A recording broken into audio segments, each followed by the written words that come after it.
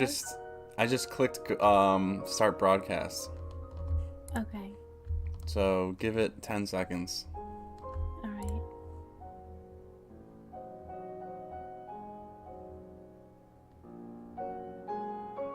Oh yeah, I see it. I think I see it. Oh yeah, it says we're live. Yeah. Very cool. So your second one is a success so far. So give it 10 seconds. All right.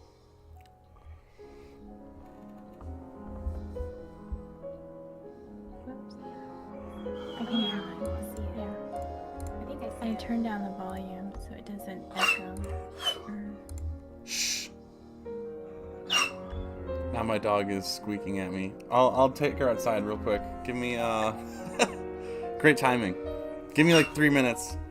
Okay.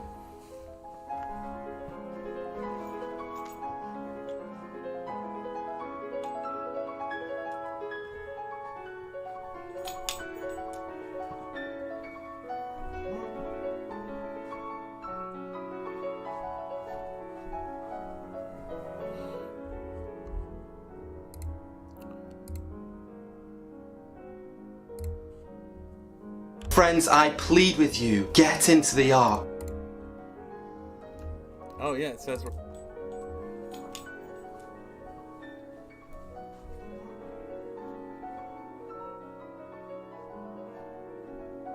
Come on, let's go.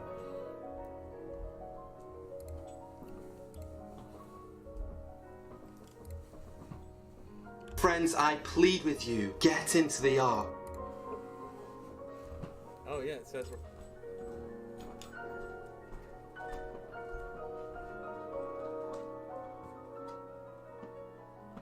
Come on, dog.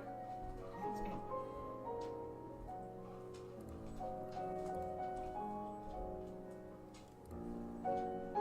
Friends, I plead with you, get into the ark. Oh yeah, it says we're...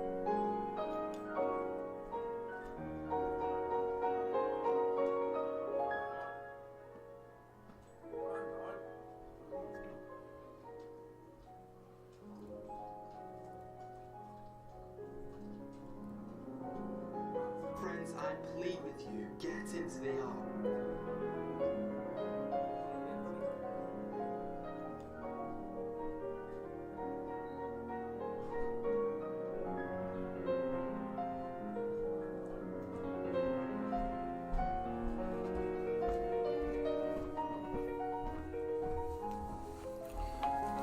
Hello.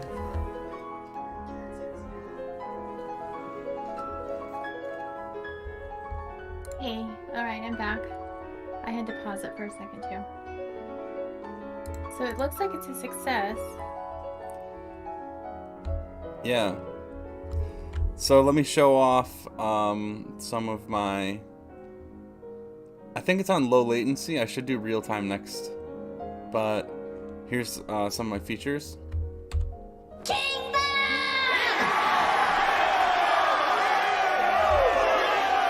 You'll be familiar with some of them. I have the stream open. Yeah, I've seen this. I think it's this on the low throne latency. room? I should do real time next. But Or here's some of my features. We do a little trolling. It's called We Do a Little Trolling. maybe work week. Massive, gigantic, fake tits and Friends, I plead with you, get into the ark.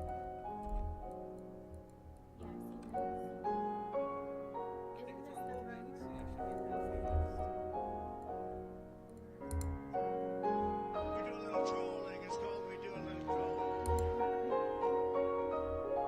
Yeah, this is great. It's really engaging. How I kinda you like feel after the, this pandemic, after this period of lockdown, at the height of summer, in a seasonal transition, to feel things aren't Memes right. and This stuff could be a that very you've got peculiar going on. summertime we're about to enter into. I'm on our side. There are no sides. Yeah, It's all an illusion. It's all a my game. Wake meme up, folder is baby. perfect This for is this- your this chance. whole It's operation. happening.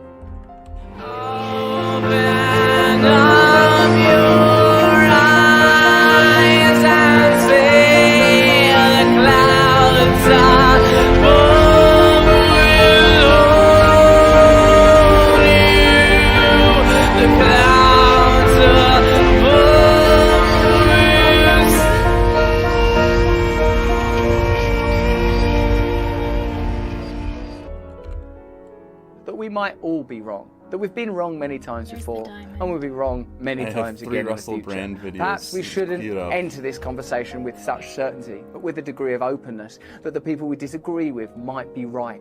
And better yet, we might find a common truth between us if we approach one another with open hearts. Not with naivety And and then that's stupidity, the, with open hearts arena and a in the kind middle? of reluctance to yield to our own inner What do you mean? dogma and the simplifying The- comfort on that it your gives you to just city? think, well, I'm right, they're all bad, they're all can bad see it. actors, disinformation, misinformation. The triangle? That's no way to run a country. That's not even the way Yeah. to run one mind. Yeah. Perhaps the most I was actually thinking about this today. I don't know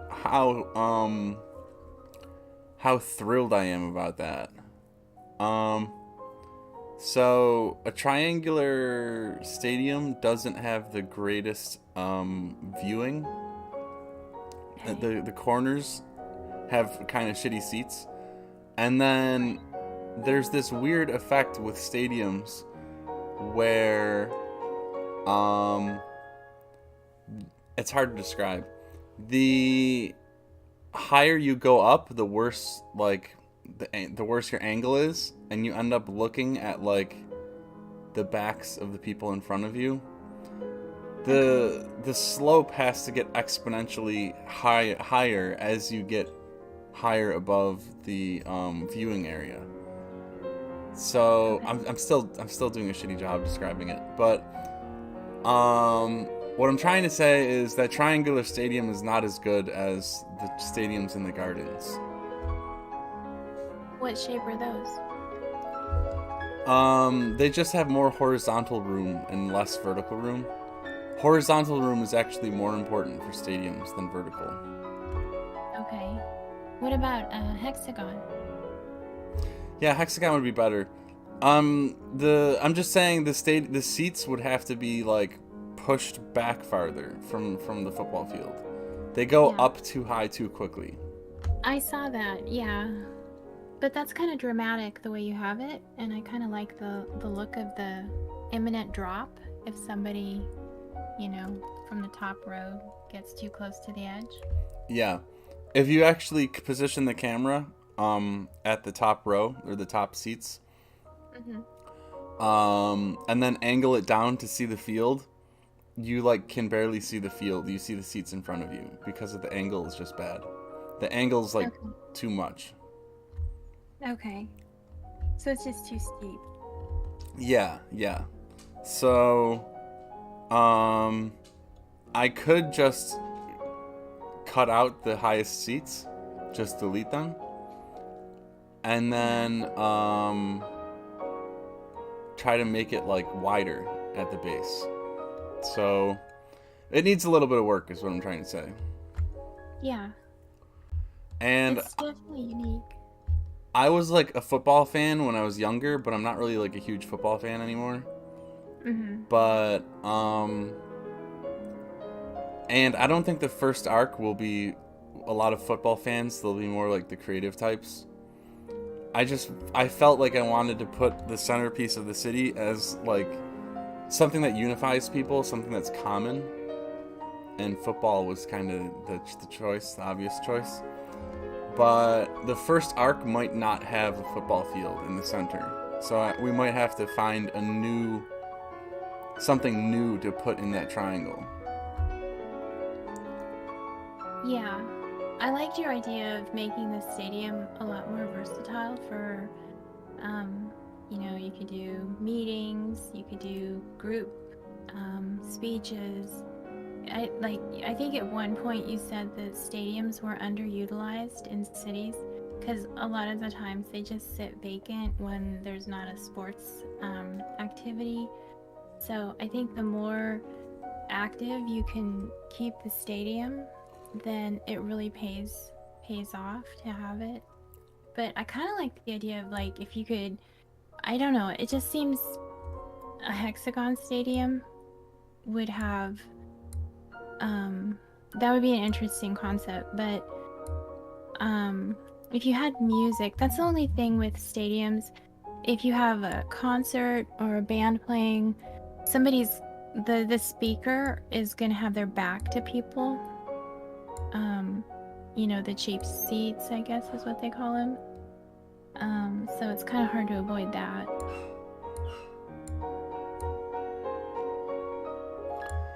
Yeah.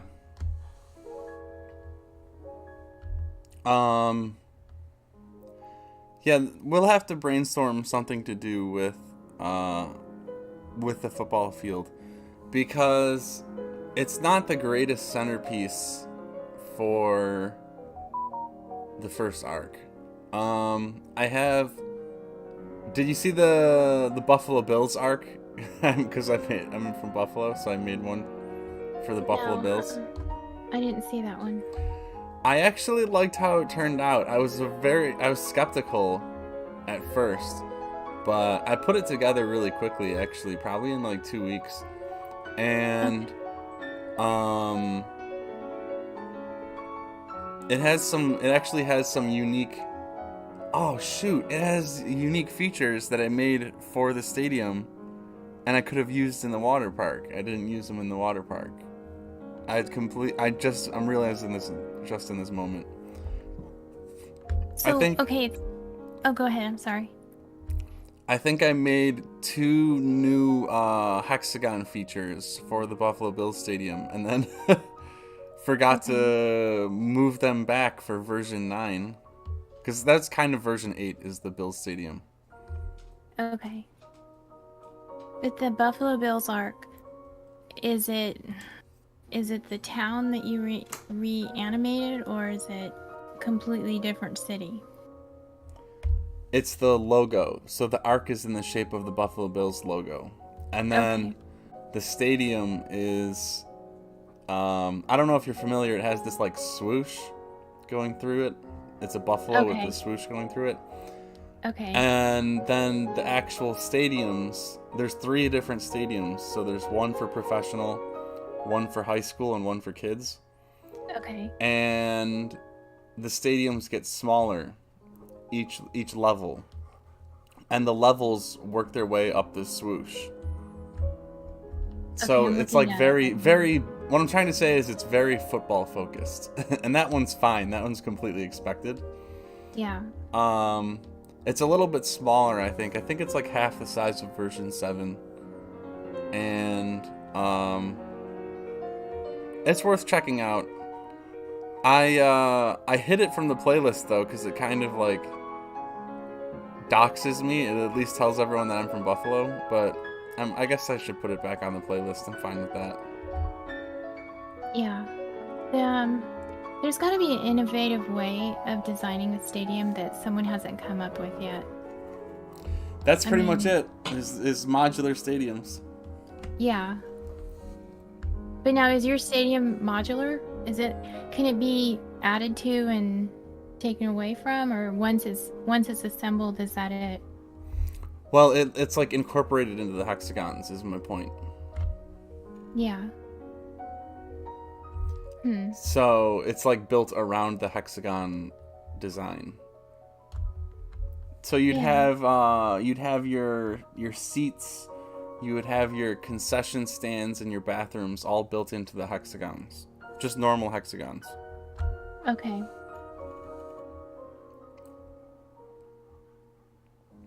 Yeah, I see that, but I mean, I kind of see what you mean by the triangle and then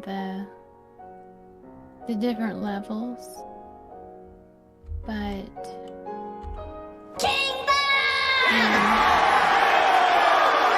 I do think that it should be a focal point of the city, because it should be utilized for many different things. It's probably the only area that can hold, the entire population or pretty close to it.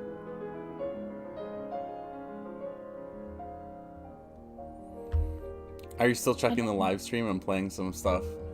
I'm watching it now. What's the capacity of your stadium?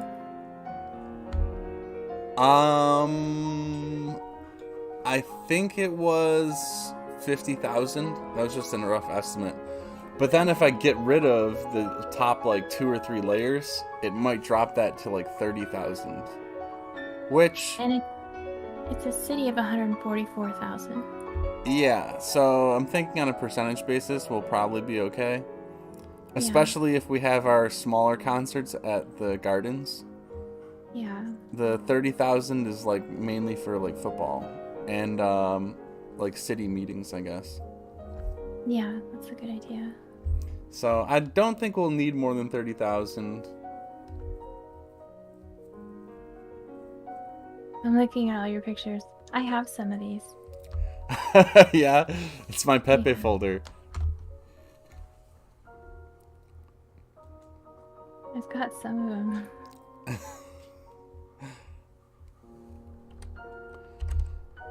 And then I got this too. There's a delay, so you'll have to watch. Okay.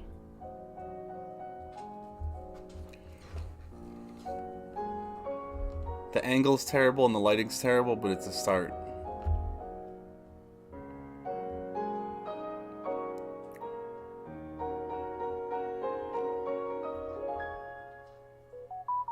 Oh, you did your camera. Yeah. Okay. Yeah, I Yeah. set the camera up for Okay. being a webcam. Yeah. I was looking at the back. I'm still looking at the video too. It's just lying on my table though, and the connection to the cord is terrible. So if I move Yeah. it gets disconnected, and I need to like restart the app and all this other bullshit. So Yeah. That's good.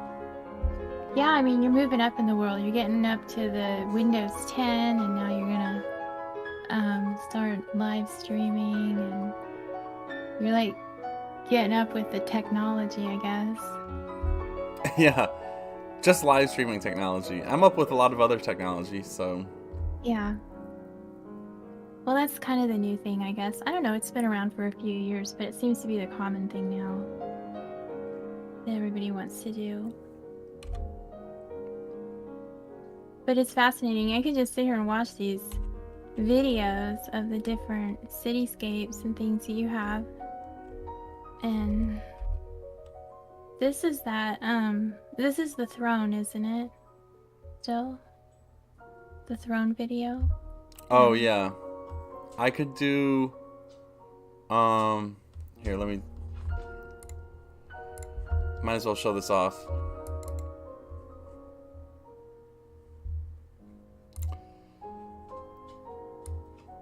So I start up Blender, and then I hit the Blender button, and now it's live streaming Blender.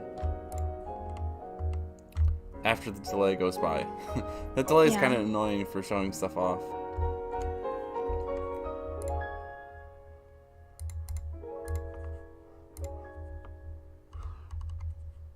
But it seems to be running kind of smoothly.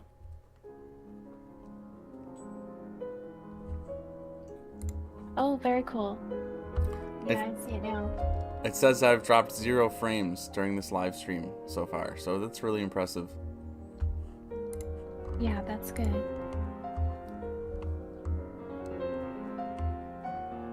So now, are you working on that right now? In Blender? Yeah. Yeah, that's real time. So you're actually building stuff, and you can live stream it while you're doing it. So you can narrate, and you can give classes and stuff too. Yeah, the one problem is, while I have Blender open... Oh, I'm missing a texture file, it seems. When I have Blender open, I can't see the live stream chat. Okay. I don't think anyone's posted anything yet anyway. No, I haven't seen anything. And then you get the delay of what I'm doing in Blender, which is annoying, even if Yeah. you're watching the live stream. In Discord, though, I could stream to Discord, then there's no delay on Discord.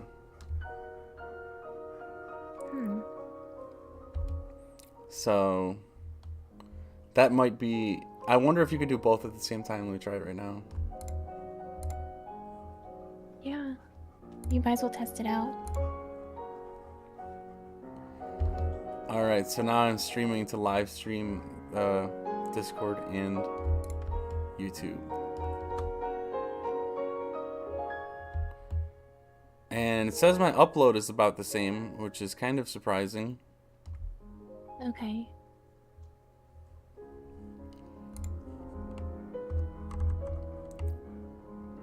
So I'm still seeing the Blender screen on the YouTube channel. Yeah, it locks onto Blender. Okay. But then I could do like this. I could hit my hotkeys and it goes above Blender. Right. I'm on our So Blender side. goes in the There are no background. sides. It's Everything's all an all illusion. prioritized. It's all a game. Wake up, baby. This is your chance. It's happening.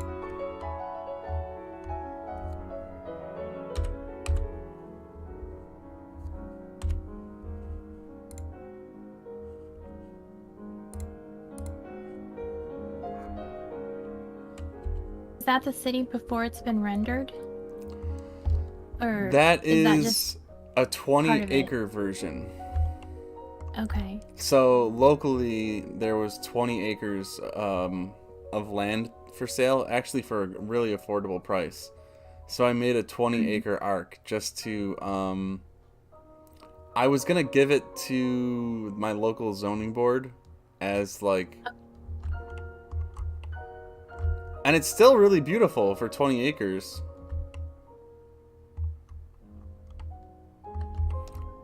What's the population of it?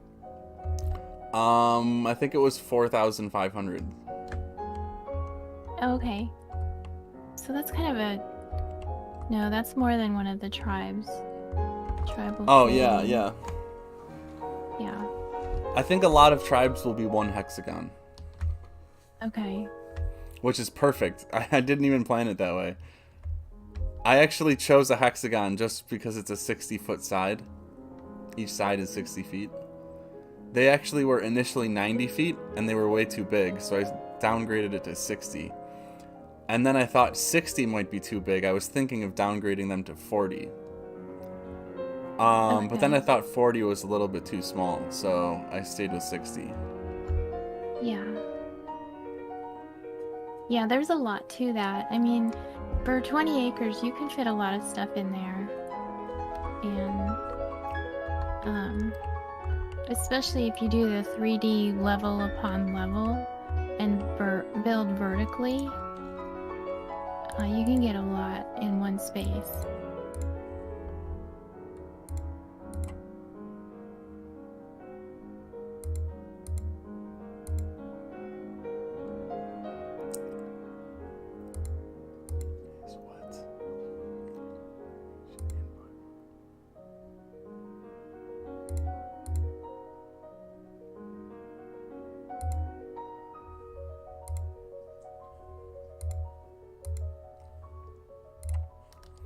But that pink means that there's a texture missing, and I don't know how or why that's the case.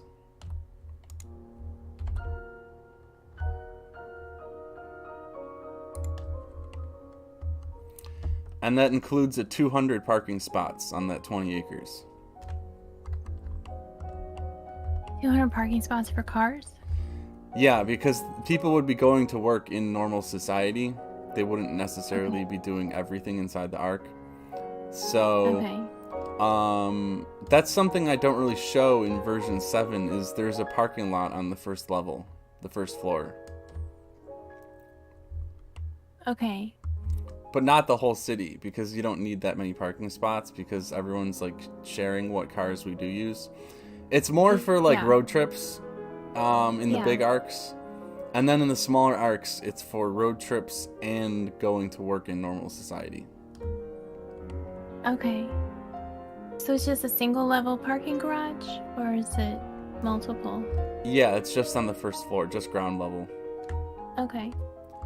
And then you'll have to drive around the vertical columns. Yeah. But that's okay. The vertical columns take priority over the parking lot. Right, okay. Yeah, because they have to be there for structure. Mm-hmm. Yeah, but 400 cars on one level, that takes up a lot of ground space. It seems like it would be maybe advantageous to do a multi-level parking garage and less floor space used for cars? Or do you think that that would be too complex? So you only have 30 feet to work with on that bottom hexagon. Mm-hmm. So you might be able to do 2 levels of cars, but you can't do more than that. Okay. And it's an added cost to like make the ramp up to the 2nd level, and then you need the Okay. structure to hold the cars, which costs money and vertical space. So it might just be cheapest and easiest to stick with the ground floor for cars. Yeah. Okay. But I should do the math on this. I don't think I've done the math. How many parking lots or how many parking spaces we would need for version 7? And then how much land area that would be, and then putting that land area on version 7. I don't think I've actually done that yet, which is shocking. 400 cars? Well, this is for 4,000 people. So 200 spots for 4,000 people. 200 spots. Okay. So they would be sharing cars. They'd be using a car share service. Okay. There's already companies that have done all of the technology, and they license the technology out to whomever is interested. So we would put little computers inside of all of the cars in this parking lot, and you can just walk up to any car you want and unlock that car specifically, and then use that car for the day and bring it back to the main parking lot. So, you've probably heard the statistic that vehicles are parked like 95% of the time, which means that you only need enough vehicles to satisfy peak demand. And what is peak demand? Peak demand is like maybe 10% of the cars at any given time, 20% max. So that's 1 in 5 people actually need a vehicle, in theory. This is all hypothetical. So you do 4,500 divided by 5, you get like 1,000 cars. So 200 might be still a little on the low end. Yeah. If it's 10%, then that's only 400 cars. So now we're getting closer in the ballpark. But then you have to maintain insurance on those cars. And Yeah. maintenance, and it's basically you're running a car rental service for the Ark. Yeah. This would be like a side corporation that would do that. Okay. Yeah. But that's kind of a good idea, because then people don't have to buy a car if they don't want. They can just rent one when they need one. Yeah. If you live in the Ark and you don't, like, you want access to a car but you're not going to use it that often, car shares are amazing because these little computers that you put inside of the vehicles, they monitor who's using the car and how far they're driving. So if you're only driving like 50 miles a month or something like that, you're probably going to be paying under $100 for your car insurance, for your gasoline, and for your car payments, and access to all of those vehicles, that entire fleet. So, But yeah. So that's like incredible value for probably under $100 a month if you don't use it that much. It sounds amazing, but in truth, do you really want to be monitored where you go and what you do? And then I know one of the problems with those little chips that you can put into your cars now that the insurance companies put in is if you brake too fast or you go over the speed limit, it monitors it and reports it to your insurance company, and then they raise your rates. Is that something that you you would want people I'm on our or side. yourself There are to no sides. It's be all an monitored illusion. if you It's all a leave the game. ark. Wake You up, know, there baby. would be a This record is of your chance. where It's you happening. went and where how long it took you and all that. Yeah, somewhere, but it's just measuring how far you're driving and where the car goes. So it's just GPS and a odometer or whatever. Yeah, but GPS still monitoring where you travel. Somebody's going to be able to, like, some people want privacy. They don't want to have they don't want to be monitored by anyone. They want to be able to just leave and not. I promise you, we don't care about we don't care about where you're driving. It's just to know how much to bill the person, how much to make their bill, to pay their fair share. Okay. I actually was this was my big idea, was a car share service in 2013, way before I was gonna build the Ark, or way before I decided to do the Ark. And this is like, it's like the next big thing too. All of the technology was done in 2013 to do what I'm talking about. And it's really fascinating. You could buy a Porsche or some other sports car, some Lamborghini, and take the Lamborghini for a joyride and then just return it to the parking lot and let the next person use the Lamborghini that wants to. And then you just factor in the cost of the Lamborghini, the depreciation of the Lamborghini into your spreadsheet for all of your pricing, for pricing your cars. And I actually had this beautiful spreadsheet. This was, once again, in like 2013. I still have it. This beautiful spreadsheet where you input all of the data for each car to figure out what the pricing is for each car per mile. And the Lamborghini was $15 per mile. So if you drive the Lamborghini 6 miles, you owe the company $100. But that opportunity is available to everyone at any time they want. You don't have to call anyone. You don't have to make an appointment. You don't have to sign any paperwork. You just walk up to the Lamborghini and you swipe your smartphone over the Lamborghini's door. There's like a sensor on the door of the Lamborghini. You swipe your smartphone over that sensor, and then the Lamborghini is told to unlock its car doors by the computer that's inside the Lamborghini. And the computer, this custom computer, is connected to the cell phone network. And our app, our software, tells the Lamborghini that Lisa wants the Lamborghini and to unlock the car doors. And so the Lamborghini unlocks the doors, and then the key's just sitting in the car. And I just get in the Lamborghini and just start driving. And then the computer measures how many miles you drive and where you leave the car.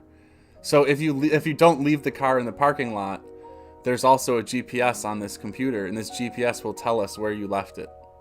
And then we could charge you for not driving it back to the designated parking spot or designated parking lot. But your GPS is also going to tell you how fast I went, and I don't want you to know that. I mean, we're not too we're not too strict on that, I guess. Well, I mean, I think you have a very positive view of society and people, but I don't know if, I mean, I would trust people driving a Lamborghini, just swiping their cell phone and getting in and driving off. Well, that would be Grand Theft Auto. And we would have your name, where you stole it and when you stole it. Yeah, that's true. But, I mean, it would be fun. It would be fun to have access to a Lamborghini. But then the other thing too is everybody would want it at the same time, like on Saturday afternoons or Sundays when they could go joyriding in it. And yeah. You know, that's the time they would want to be seen, or on a Friday or Saturday night when they go out. So it would be kind of a there would be, you know, a time that everyone would want it for. Biggest Blender file, and it sometimes crashes my computer. Well, if you disappear, then I'll know what happened. This will be a test to see how Windows does for you. Oh, Blender crashed. The problem resolved itself. I need more, Okay. I need to upgrade to 64 gigs of RAM to continue my work. So I was thinking the next arc, we could talk about that. The next version, this will be 11, because version 10 is the night one. Or maybe that'll be 9.1 is at night. And then version 10 is the next arc. So when is the night one gonna come out? Because we've been waiting on that one. The water park came out like 2 weeks, not even 2 weeks ago. No, that's not the night one, is it? The night one is the water park, but at night. I saw that, but I didn't see the night one. Did I miss it? Wait, No, I'm going back in. it's been less than 2 weeks. You gotta give me some time. Oh, you're still working on it. Oh, okay. Yeah, my computer's been acting up because I ran out of RAM. So I'm gonna be expanding my RAM probably in the next week or two. And then I'll actually be able to work on it without my computer giving me crashes and headaches. Okay. And then the next arc should be a tree. That's what I'm hoping for. And the canopy is going to be really tall, and then it's going to slope down into the roots that are going to be smaller and like closer to the forest or closer to the ground. Okay, that's different. Unless you have a better idea, I'm all ears. No, it sounds good. I mean, it sounds like a unique perspective. So it's a tree. Is it like the tree of life, or is it just a giant tree with Yeah. And then Gaia. it's got the buildings are underneath the canopy? The hexagons are the canopy. Okay.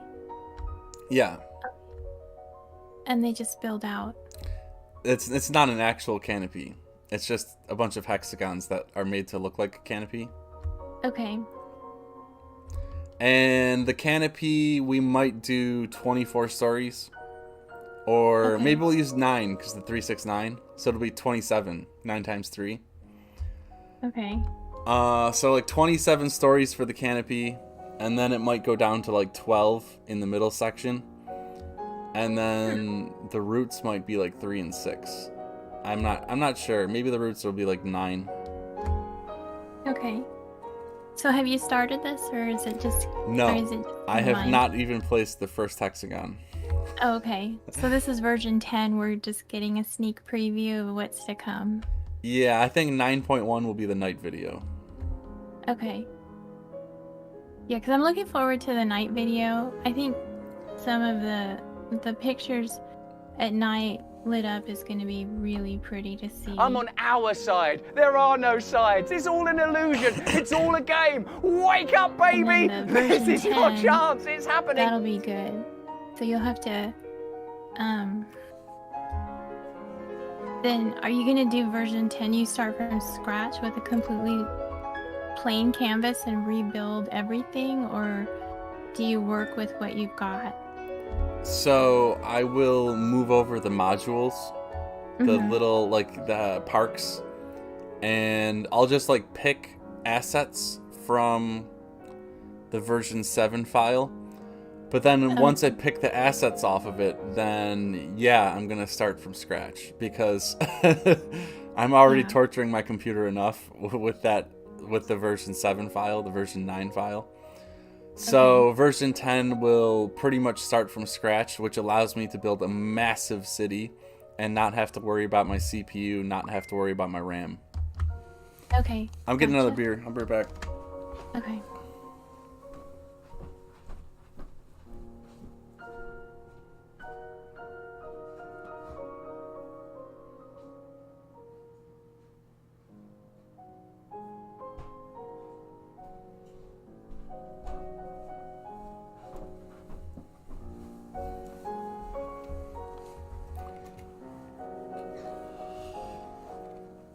So yeah, the roadmap's looking good. I got a whole lot of work to do.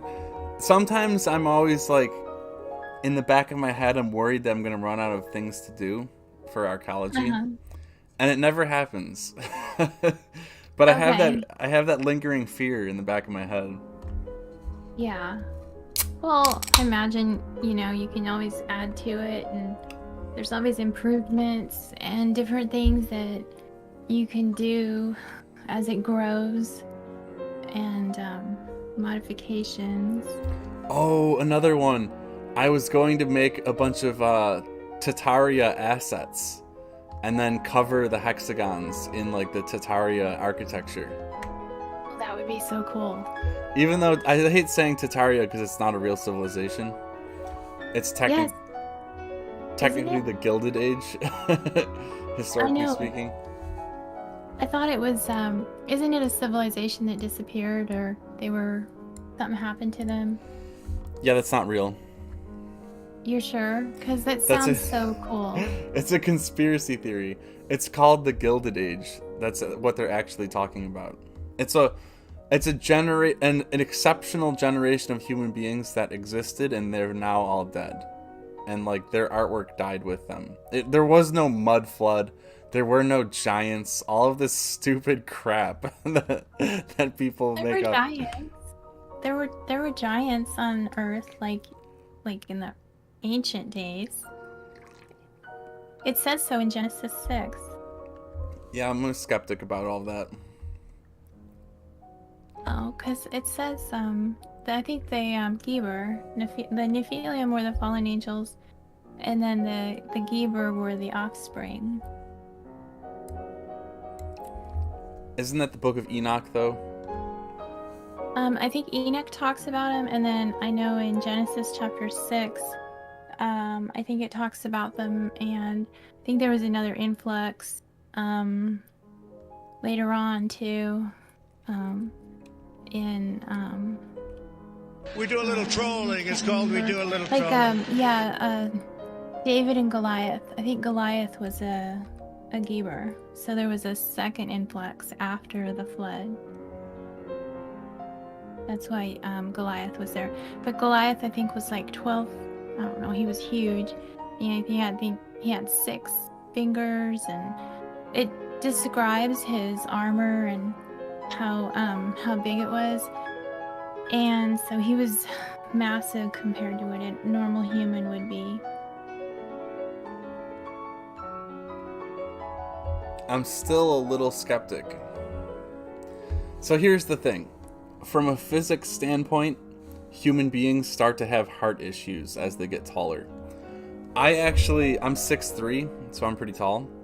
And I even have heart issues. Well, not severe, but I have noticeable effects from being tall on my health. So if I stand up too quickly, I get dizzy and sometimes I faint because the blood can't pump from my heart to my brain because of my height.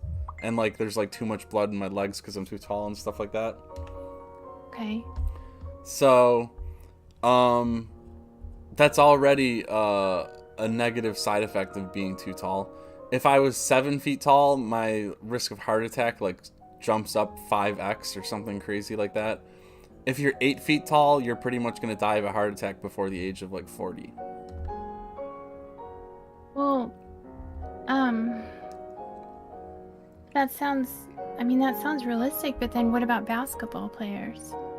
Because they live, they don't drop dead right away. Yeah, they might live till like 60, 65. Yeah. But there's, it's difficult for your heart to pump blood up like so high of to take it from your toes to the top of your skull gets harder and harder for your heart as you get taller and taller. So then, based on that, there still could be giants, but maybe their life expectancy wasn't very long.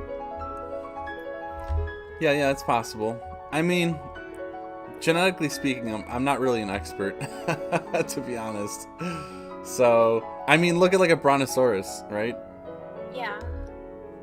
So if you assume those existed, then genetically it should be possible. Well, they found, I think they found skulls of some, prehistoric giants. Gigantic skulls and things like that.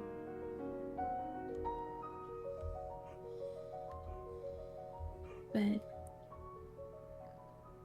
I don't know. And that could be Bigfoot too. I don't know if you believe in Bigfoot, but I kind of think somehow that's connected into it. Yeah. I had, full disclosure, I had therapy today. I spent the entire appointment trying to convince my therapist that, I fulfill all the check boxes for the second coming. Oh, okay. It was And so did he funny. believe you? What'd they say? It's a woman. She's, sometimes it depends on the day. Sometimes she's on board, and sometimes she's like, reminds me that like I You're might not. be delusional. I might be delusional. Oh gosh, that's funny. So she wasn't. She's like sometimes she'll go along with, yeah, you are the one, and then she's like, yeah, I don't know. But Yeah, she's not sure herself. so she's still on the fence about it, but that's kind of funny. Well, she may not want to hurt your feelings by being like, yeah, no, you're not, or maybe she wants you to perform a miracle or something first to prove yourself.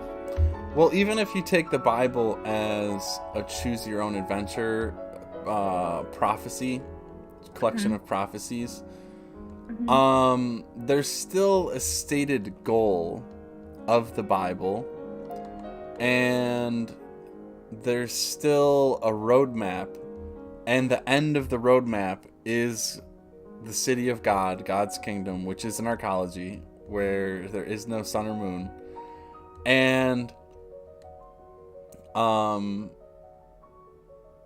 essentially, like, the first person to manifest that prophecy is a candidate for the title, right?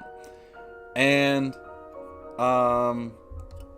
like I've told you earlier, Ancapistan was the original name for this project, and I just concluded that ANCAPs do not have the discipline, they do not have the empathy, they do not have the willpower that is necessary to pull off the first arc, let alone maybe any arc. But definitely not the first one. So if you're looking for a community with willpower, with empathy, with a good heart, and the prophecies, and you have all of the prophecies all lined up, like, what better community could you ask for, right? Yeah, that's true. I mean, plus you've got, if you take like Noah's Ark and you look at it from the perspective of Ark versus Ark, it could, I guess, be a place of refuge for many people. But I mean, there's some people that might say that, well, if they say, well, the Antichrist comes How first. you feel after this so pandemic, after this if you period of take that lockdown, that at the height of position, summer, in then a there's seasonal gonna be transition, to people feel that are, things gonna aren't right. assume This could be a that very maybe peculiar summertime we're about to there's enter something into. nefarious at work with it, and that like but it's not a one world system that you're building. It's just It is a one world system. The Panarchist Constitution is a one world government. yeah, but each arc is independently ran, isn't it? I know, I'm teasing. Like, Okay. it's just funny to say it. It's funny to like push buttons. Yeah, But yeah. in a way, it kind of is.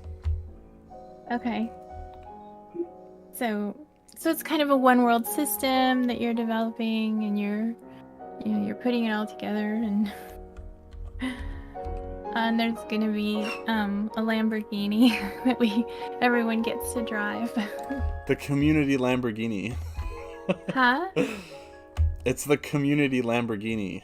Yeah, exactly. So I mean that's gonna draw a lot of people in, just the Lamborghini. Doesn't take much. Yeah, right. And the 2-day work week. Right. And the UBI. Yeah, I mean, what's not to like? I might get support from the Great Reset people because, like, it's so energy efficient. So I'll have to, like, denounce their support or something. They said they have $1 trillion worth of money to finance green projects, and they haven't done anything. And compare that to the Vatican. The Vatican has $6 billion. So the Great Reset people have $1 trillion, and the Vatican has $6 billion. Like, the power centers of this world are not what you think they are. No, they're not. I don't know what they're doing with all the money because it's not being put to use to help people. Right.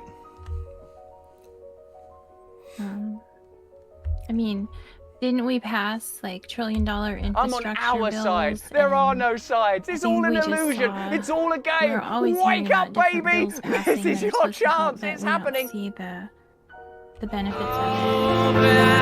But hopefully Arkology will put in place checks and balances and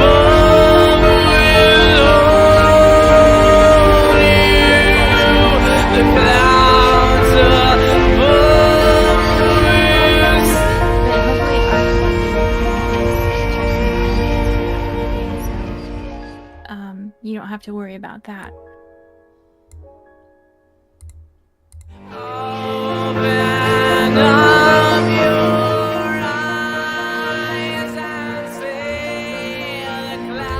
Yeah, sorry. I'm adjusting some noise levels on my broadcast. My dog is annoying me again. She's very high maintenance. She's 14 years old. Oh, So, yeah. Yeah. Let me check on that real quick. okay, yeah, I'll be right back too.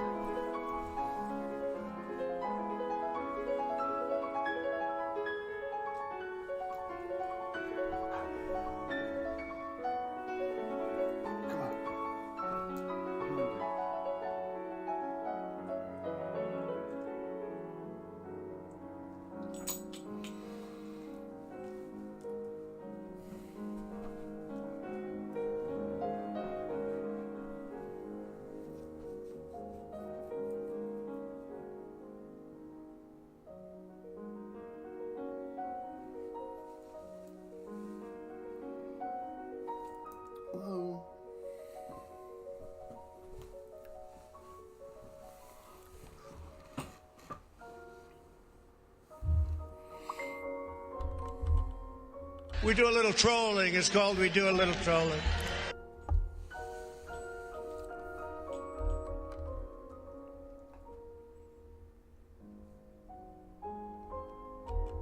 Friends, I plead with you, get into the ark.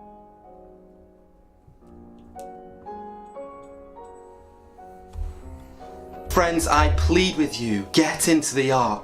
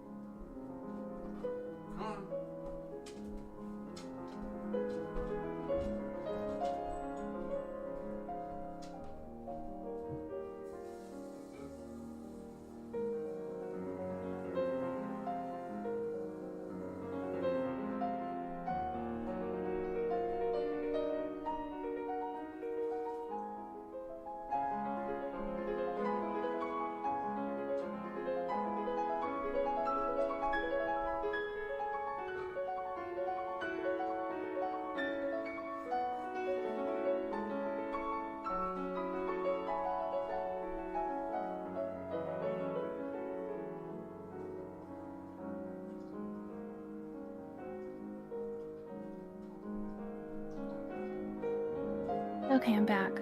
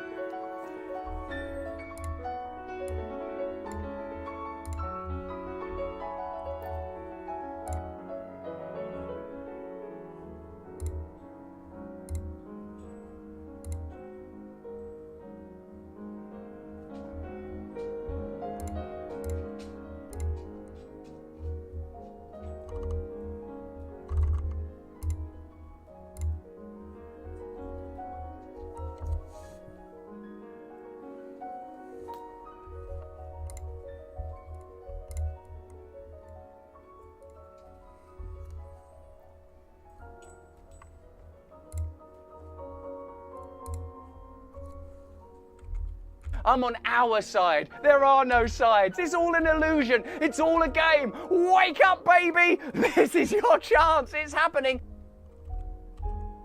How you feel after this pandemic, after this period of lockdown, at the height of summer, in a seasonal transition, to feel things aren't right. This could be a very peculiar summertime we're about to enter into.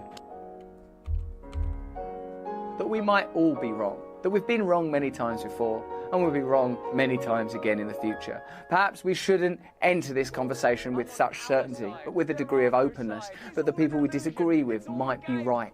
And better yet, we might find a common truth between us if we approach one another with open hearts. Not with naivety and stupidity, with open hearts and a kind of reluctance to yield to our own inner dogma and the simplifying comfort that it gives you to just think, well, I'm right, they're all bad actors, disinformation, misinformation. That's no way to run a country. That's not even the way to run one mind. Perhaps the most...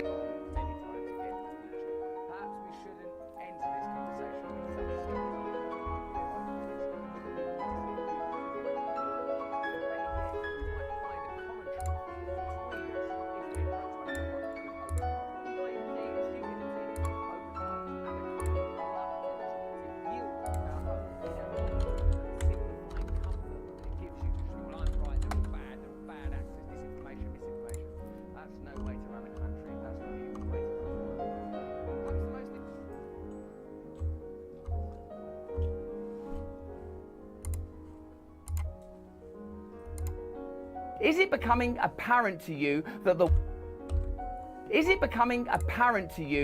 world is at some peculiar turning point? Are we on the precipice of end times? Is this some kind of apocalyptic unveiling of deeper truths? I'm on our side. There are no sides. It's all an illusion. It's all a game. Wake up, baby. This is your chance. It's happening.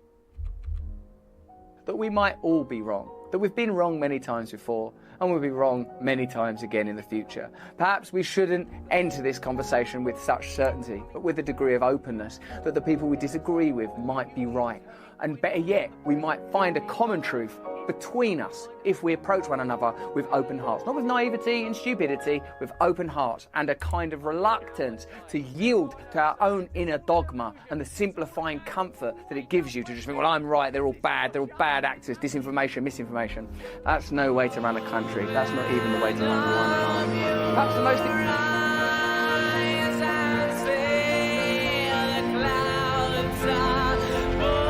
We do a little trolling. It's called we do a little trolling.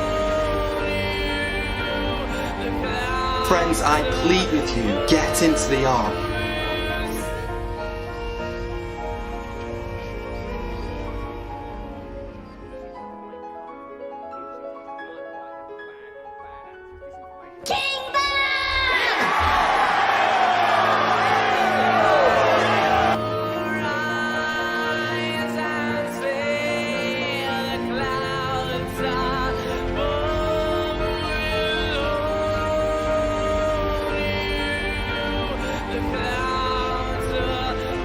We do a little trolling. It's called we do a little trolling.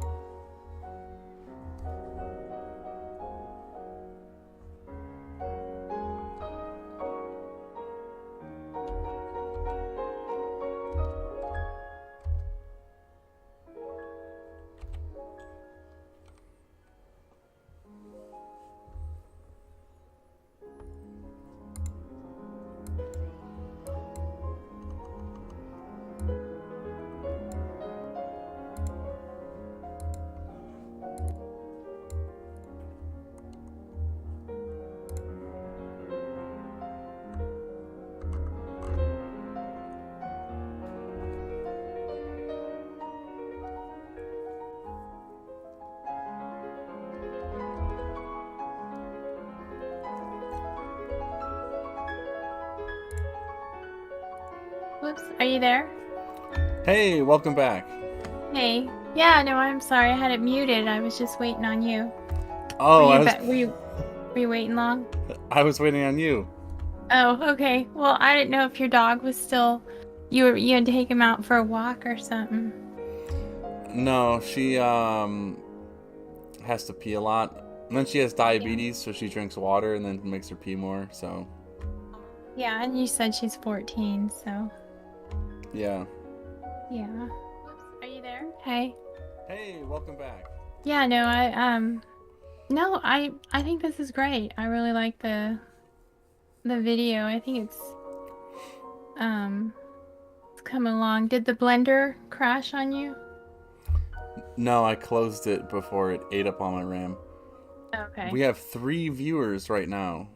I assume me and you might be 2, and then there's one other person. Yeah. Welcome, whoever you might be. Yeah. This is your second live stream.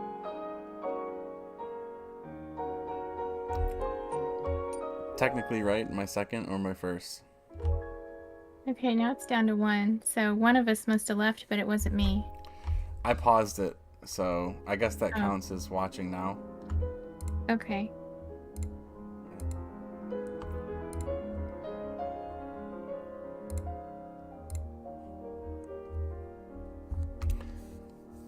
But kind of fun. Not too bad. We can mix this up with Discord. Mhm. And then there's this one channel, this one Discord server I spend a lot of time on. And I've indoctrinated all of them to my system. And they're pretty much like, a lot of them are on board. So it's fun. Yeah, you just have to tell them about your live stream, and then they can join in too, and they'll have a lot of maybe some good input and ideas. Yeah, throw your questions in the chat. Whoever you might be, that mystery person out there. Yeah, So you're gonna come out with version 10 upcoming. That's probably 2023. Oh, really? That far along? Yeah, we'll have to build the whole thing. Okay. And So it then takes you a while. the night vision one, the nighttime 9.1, may be before Halloween. Okay. Ooh, maybe I'll And then- release it on Halloween. That's a great idea. That would be awesome. A night view at Halloween. That would be perfect. Yeah. That's a good idea. Yeah. That would be a good one. Because it fits with that. I'll have to add more orange. Which Yeah, is give black and orange is my colors. Halloween themed would be good. But yeah, that's a good idea. And then tomorrow you have a video coming out about mortgages versus saving. Oh yeah. So the city pays for itself in 3 to 6 years. Spoilers. Okay. Just some that'll spoilers be for out. the video. That'll be out for tomorrow. Yeah. So I did per family savings, per family per year. And it works out to be about $15,000 per family per year in savings. And that doesn't include rent. So you're not even including rent. And then you compare that $15,000 to what like a 2 or 3 bedroom condo would cost. So maybe like $60,000, let's say. 60,000 divided by 15,000 is 4 years to pay off your mortgage with just your savings. Okay. In Arkology. Yeah, sounds too good to be true, but I mean, It does. it's algebra. But if it can be built for the least amount of money, then that savings is passed down to the customers, which benefits them. Yeah, that's gonna be a goal. So right now, my corporation, if you want to call it that, is a lean, mean fighting machine like the world has never seen. And I get to pass those savings on to the customer. Like, I remember I was talking to the zoning department, and he's like, oh yeah, you'll have to run that by your team. He was like telling me some stuff, and I was like, oh right, my team.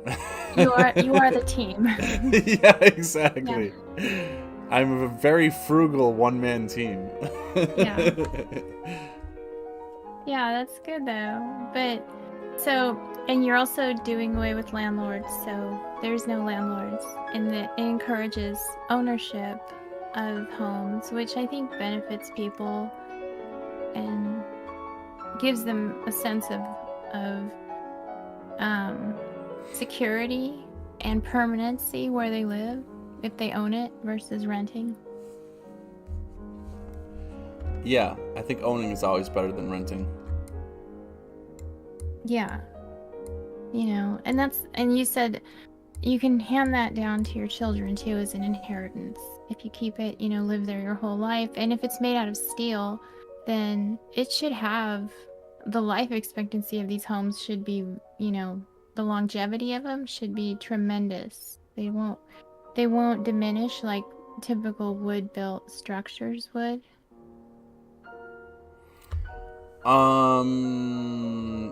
So steel does rust. Does it really?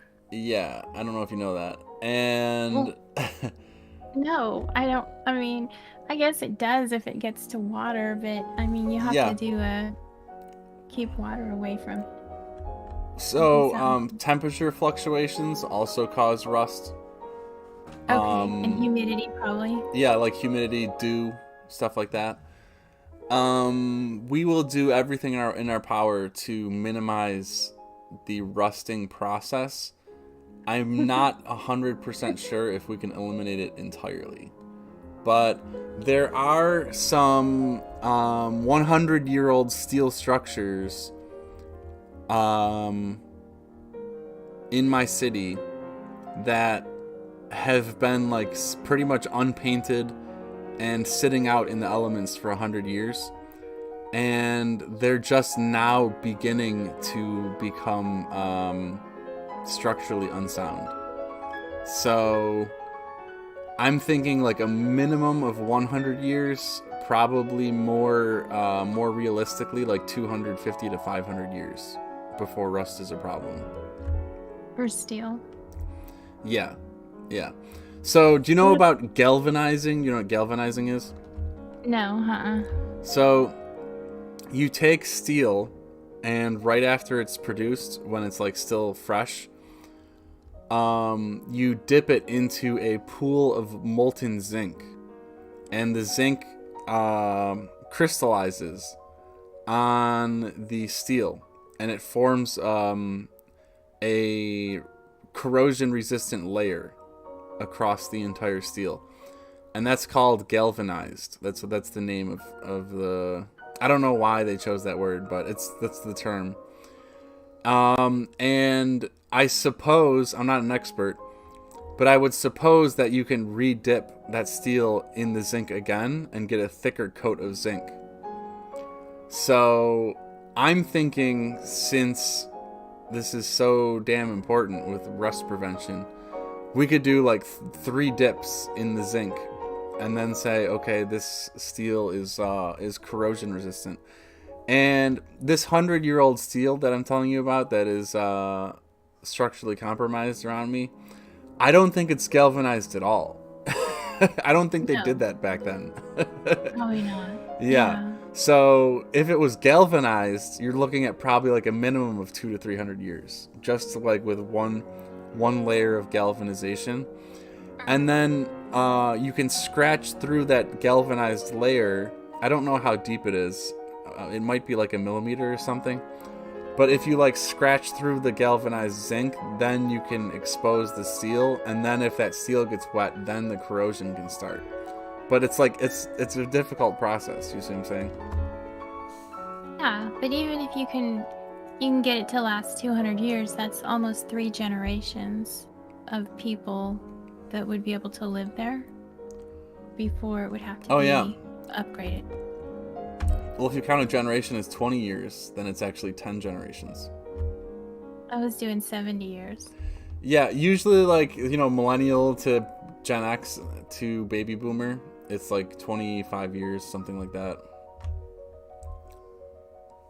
Oh, I was doing like from birth to 70, you live in the same arc for your entire life, and then give it to your children and then grandchildren. So I was just looking at it from that perspective. Right. But yeah, I get what you're saying.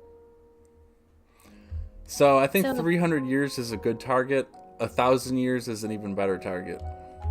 Yeah, that would be amazing. You could do 1,000 years.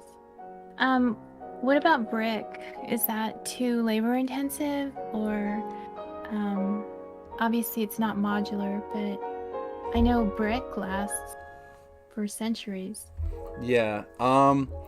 So the thing about brick is it's not very good for horizontal like spans. If you look at like archways are better, but they're still not that great compared to steel. And it's kind of like an outdated building material. I do love clay for statues. Like clay statues are amazing. We're still gonna use that for sure. For like artwork and stuff like that, clay is amazing. But as far as like building material, I think it's a little bit outdated. And then are you doing sheetrock, or what are you lining the inside of the steel with for the rooms? Oh no, the steel is just the frame. Okay. Yeah, it's the frame and the trusses, which count as the frame. And then the floors and the ceilings are also steel. So there's a lot of steel, and steel is amazing.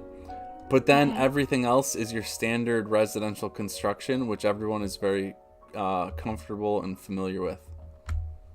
Okay, so it'll look just like a normal room with sheetrock and flooring and carpet or whatever they put in it. Yeah. Pretty standard. Unless you don't want it to be standard, then it's not standard. It's all up to you. Yeah. But they can insulate their walls too. Soundproof, yeah. Yeah, soundproof, but then also like like R factor for temperature and. Oh no, you don't need any insulation. It's not necessary. Are you serious? You're not gonna get cold or hot? No. So the temperature of the Ark will always be exactly what we want it to be. And it'll be like rock solid at that temperature, no matter how cold or how hot it is outside. Okay. So, are you familiar with like the term microclimates? Yeah, I think so. Yeah. So the Ark is like the ultimate microclimate. It has its own weather system. And the weather system is always, 70 degrees and sunny. Okay. That sounds good. Yeah. It doesn't matter how cold it is outside. It doesn't matter how hot it is outside. It doesn't matter how wet it is outside. The Ark is always 70 degrees and sunny. It doesn't matter what time it is. The Ark is 70 degrees and sunny. Okay. And how do you make that happen? So it's the thermal efficiency is like off the charts. And then, you have to, actually I'm doing a video on this right now. I did some math on it a few days ago. Every heat source in the Ark creates more heat. It creates this like positive feedback loop sort of. Well, that's the wrong terminology, but the heat can't escape the Ark because there's so many layers to it and it's so big. So the heat gets trapped in the Ark. You need to cool that heat down somehow and balance the temperature because the thermal efficiency is just so damn high. So it's like too efficient thermally. You're like, it becomes a problem actually. So we actually have air conditioning units that cool water, and then we pump that cool water as like a radiator system through the entire building, through the entire structure. And then there's essentially one massive thermostat for the entire city. And we adjust that massive thermostat for the entire city. And then as far as your bedroom is concerned and stuff, you're just going to have to like add fans accordingly. You'll see the cold water radiators, like the pipes will be visible. And then you can like just blow the cold air that forms around those pipes. Like take that cold air and like blow it into your bedroom or whatever. And then there's I haven't posted this video yet, but I made a video a long time ago on the ventilation system of the Ark, which is a little outdated because I'm doing the water cooling. I was doing only air cooling initially, but the problem with only air cooling is you need a lot of air. You need like a ton of air. So I'm doing a hybrid air and water cooling now. It's a definitive upgrade. So it's a little bit more complicated from an infrastructure standpoint. It's a little more expensive from an infrastructure standpoint. But the end result is going to be a big improvement. So, yeah. So there's an exhaust vent in the center of every hexagon. So you have a vent going straight up out of the hexagon in the center of every hexagon. And this is where we push out our unwanted air. Like, so if the air is like too hot, if the air has like too high of CO2 levels, like smells and like stuff like that, we'll just push them out of that exhaust vent. I have not determined the diameter of the vent. It might be like 1 foot, something like that. It doesn't have to be huge. Maybe 6 inches might be a little too small. But since air conditioning units generate heat, they actually separate hot and cold. They don't create cold. They separate hot and cold. So they generate lots of heat. So if you wanted an air conditioning unit in your hexagon, you'd actually have to pump the exhaust heat out of the exhaust port up to the rooftop.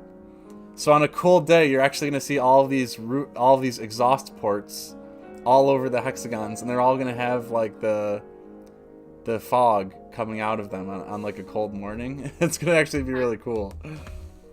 That sounds great. Yeah, it definitely sounds. It sounds like it'll be ideal in the winter, and everything will be warm, just naturally warm. Oh yeah, you won't even be able to tell the seasons apart. Yeah. Unless if you live on a hexagon that has exterior walls, then you will be able to tell the seasons apart. And you might want to use an air conditioner in the summer and a space heater in the winter. But for everyone who's like further in the city, they won't even notice the difference between the seasons. So they'll have greenhouses and be able to grow plants or fruit and vegetables all season,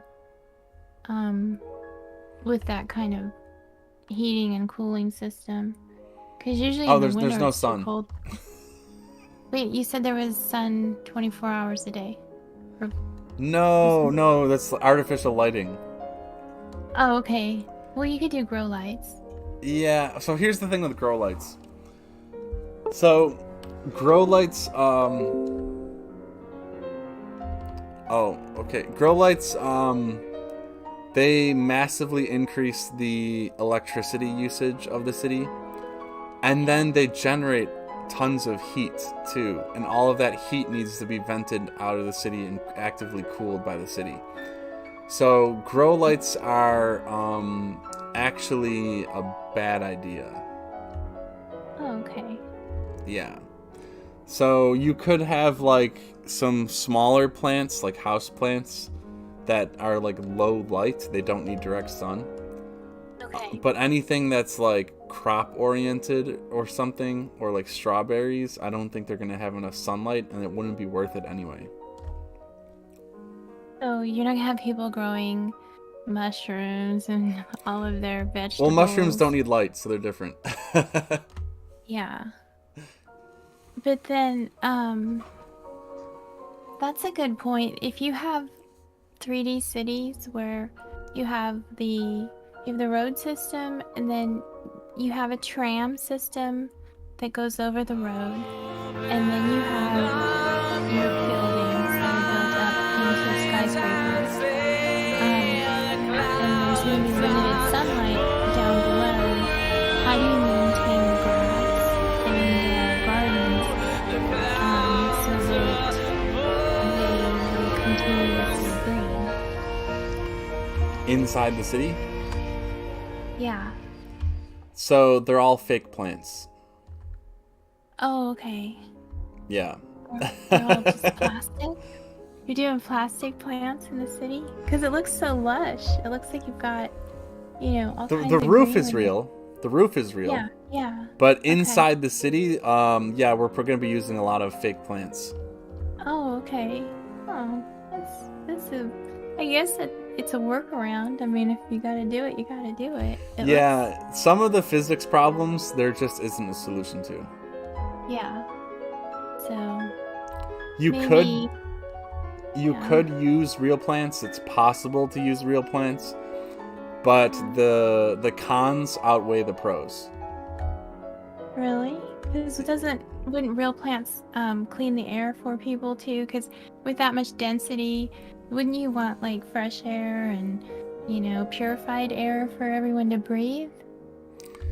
It's better to it's easier to just pipe in the fresh air than it is to have the plants. Like there's the ratio of plants to people would be terrible even if we did have real plants. Okay. And then to supply all of those real plants with enough light would generate too much heat and would waste too much electricity. Fake plants are the way to go, trust me. So we're going with fake plants. I gotcha. But hey, we still get the Ferrari, so...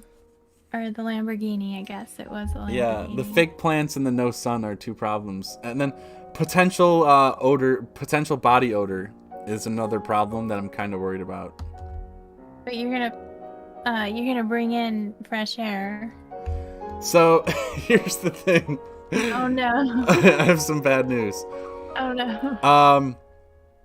I was reading the regulations for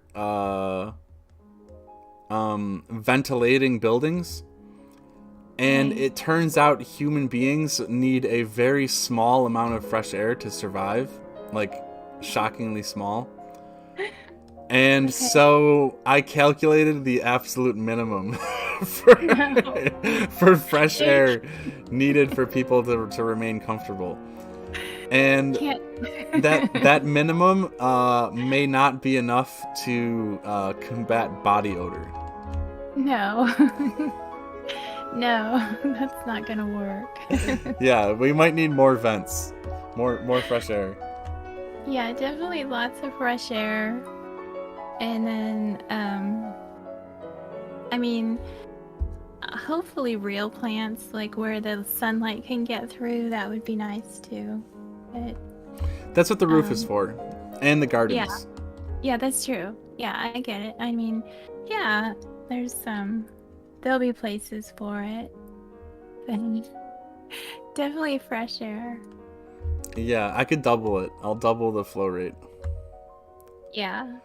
So I don't know the numbers off the top of my head, but I think the minimum amount of air that you need for one person is 15 cubic feet per minute. So if you figure a cubic foot of air, you need 15 of those per minute per person. Okay.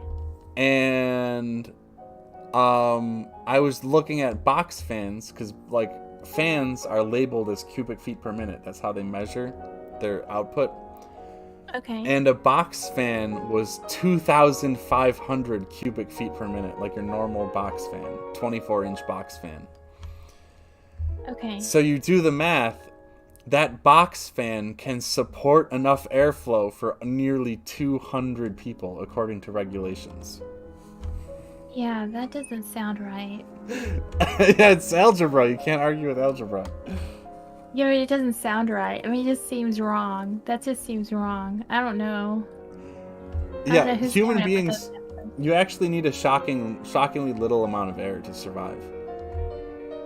Yeah, I mean, but you're not comfortable. There's where there's survival and then there's quality of life that you want comfort and oh yeah, you want a higher quality. We don't want to be suffocating and being like, oh, quit your complaining. You've got enough air. Okay, so the OSHA standards for CO2 in the air is 5,000 parts per million.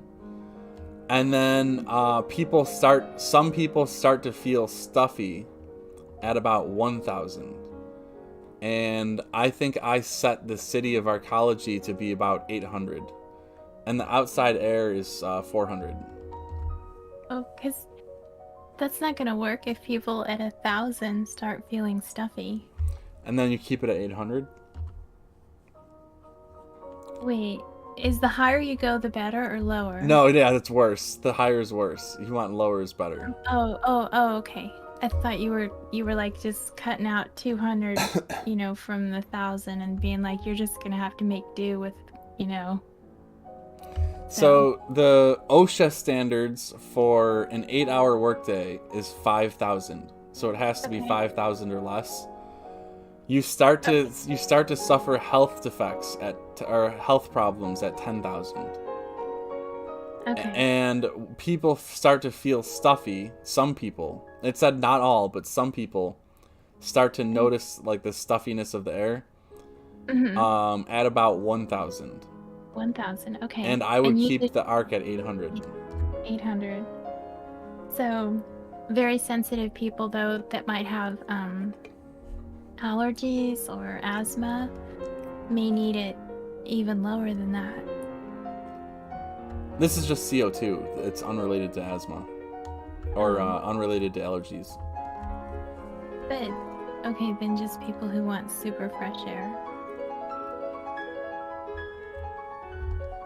Yeah. So sometimes fresh is temperature, and sometimes fresh is like CO2. Sometimes fresh is odor. So there's like multiple variables here that we're talking about, and specifically CO2. Like, I think 800 is a good level. So here's another thing too. This is a mathematical algebra fact. Okay.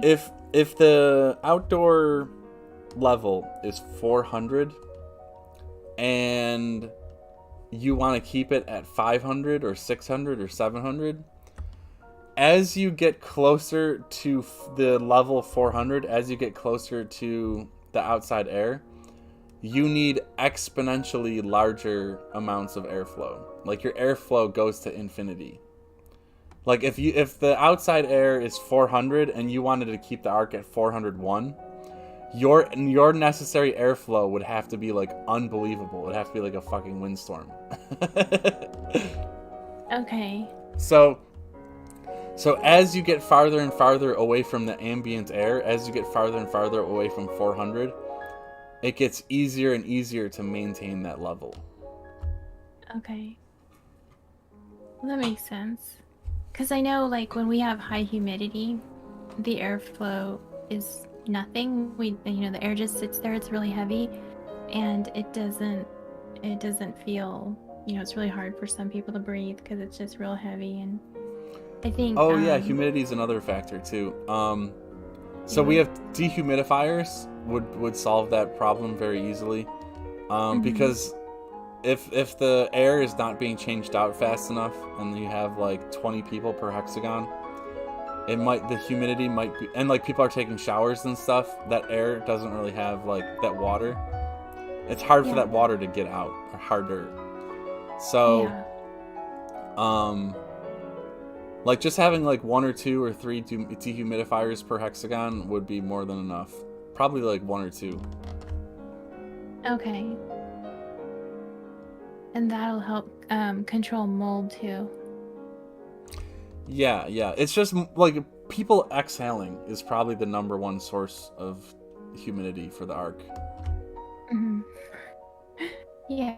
Or sweating if they're like working out or something like that. Yeah.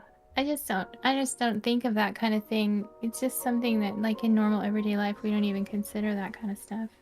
I know. The body odor problem didn't even hit me until like earlier this year.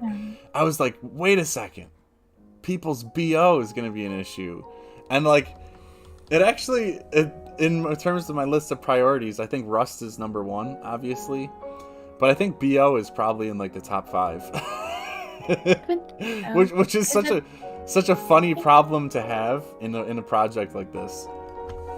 But it's a deal breaker. Nobody's going to want to live in a community where it's uncomfortable to be around people. Right. I think keeping the temperature lower makes people sweat less, and then there's less BO. Obviously a gym will still smell like a gym. Yeah. But in like, if I double the airflow especially, that's a good consideration now that you mention it. I might just take my airflow figures and double them. Would that increase your cost? Yeah, but less than you think. It just makes it like a little bit noisier. because you have like these big overhead vents with like fans in the vents and stuff like that, and the airflow going through the vents. You've been in buildings with the overhead vents, right? Yeah, I'm sure. So, just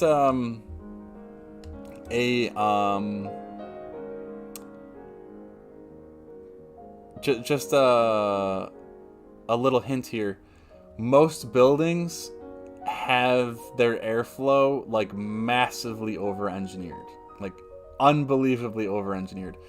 Like I said earlier, that one box fan supports 200 people, up to 200 people, legally speaking. So,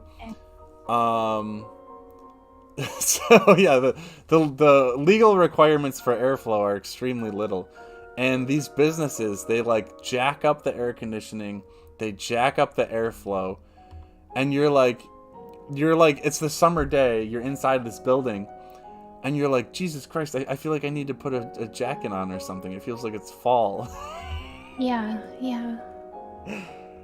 It's I mean, it's very odd to me. It's such a waste of money. It's a waste of electricity.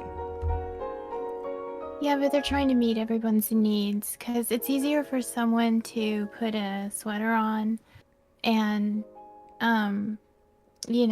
do that versus somebody who is too warm and then they don't want to be around there because you don't want them taking their clothes off if they're too hot. So it's easier just to, have someone put a sweater on if they're too cold. Yeah, but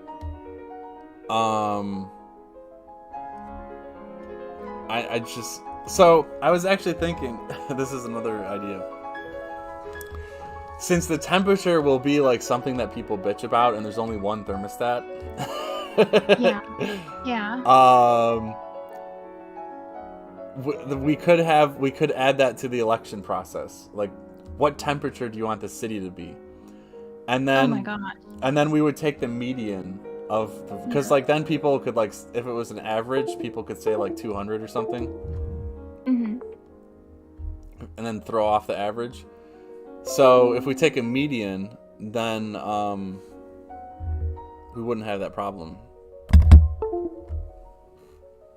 Yeah, but I mean that's going to be quite a debate with temperature because that's such a personal thing. And you can have married people that have complete opposite views on what the temperature should be, and they fight over the thermostat because even though they're married and they live in the same house, they just have different temperatures. But it's a first world problem, let's be honest. I think they say the average temperature, the ideal temperature, isn't it like 71 degrees or something like that is perfect? I would say about 70, yeah.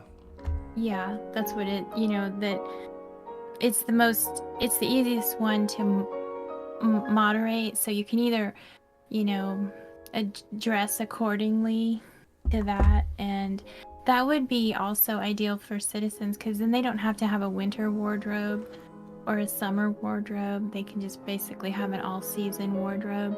From a female perspective, that's kind of, a complimentary thing to have to not worry about the different seasons dressing for them too much. But I mean, if you leave the Ark, you're still going to need winter clothes and things like that. But, your day-to-day stuff would just be consistent. Yeah, right. You wouldn't have to worry about the weather every day. Yeah, which is kind of neat when you think about it. I love those climates that just kind of have the same season or same temperature all year round. What do you think about 75? Is that too warm? No, I think that's perfect. Oh, really? Yeah. I mean, I'll wear a sweater when it's 80. Like, today I wore a sweater, and I think it was 80-something today, and I still had a sweater on, because I get acclimated to 100 degrees out here, and so when the temperature drops at 80, I'm starting to get cold. But yeah. No, really? I think, like, at 80? What? You're cold at 80? Yeah, well, not always. It's just I'm not used to the temperature dropping because I'm used to summertime now. So, it gets, I mean, where I live, it's like 100 and some in the summer. So we get used to that kind of temperature out here. Then when it's like 80, it starts feeling cold. Wow. But, So, according to the calculations, you would be shocked. And the calculations and the scale and all that stuff, you would be shocked at how much energy we save by switching the thermostat from 70 to 75. It's like the equivalent of a small power plant. So you're saving energy? Oh yeah, because the arc heats itself. It's hotter. So if you went 75 degrees, you're actually going to save money. Yeah, the arc heats itself, so heat is not a problem. It's actually the cooling that's a problem. Okay.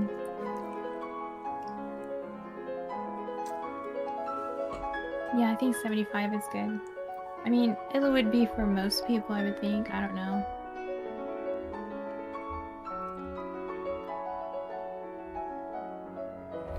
Yeah. I think 80 is too hot for me. I think 70 to 75 is a good range. Yeah, I think that's what the average temperature they say is supposed to be for people. Because I think, like, men and women, it's such a personal thing, but, I mean, if you have to choose a temperature, it's probably going to be somewhere in that range.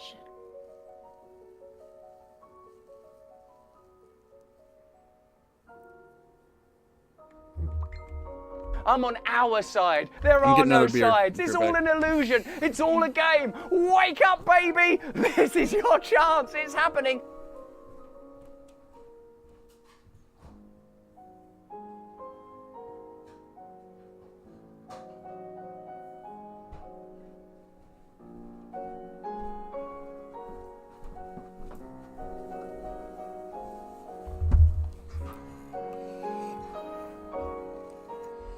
This is like a whole other podcast.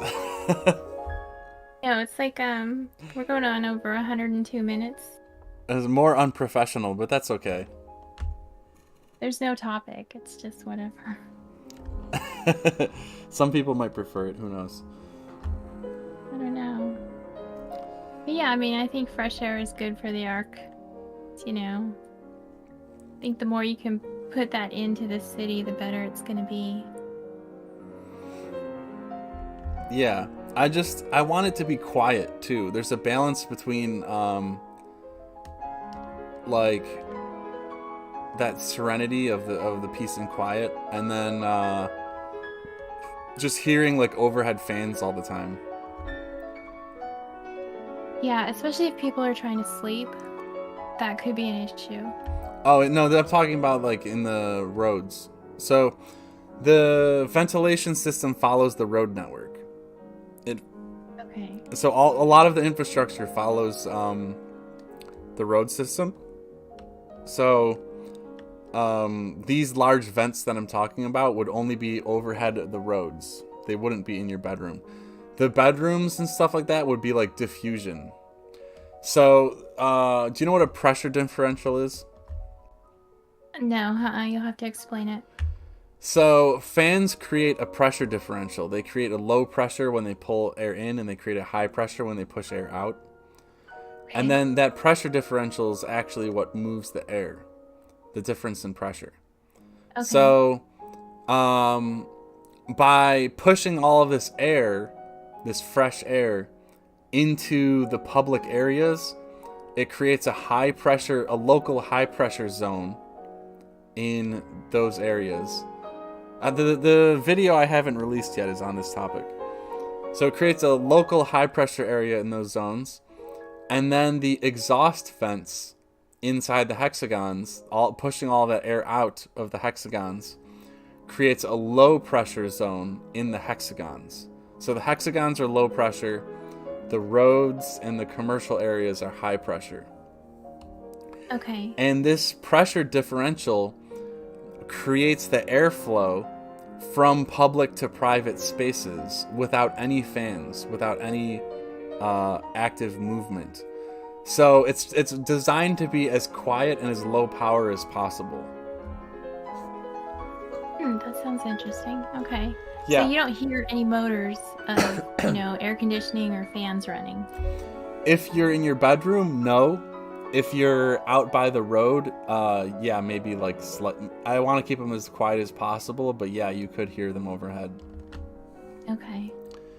And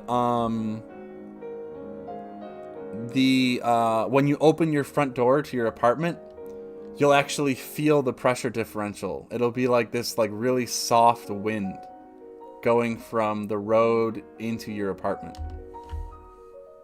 Okay, so you'll feel there'll be a breeze leaving the apartment when you go outside. Going into the apartment when you open your door. Going in, you'll feel it. Okay. Isn't that really weird? It does. It sounds unusual, but you've already done all the calculations for this, so you already know what to expect.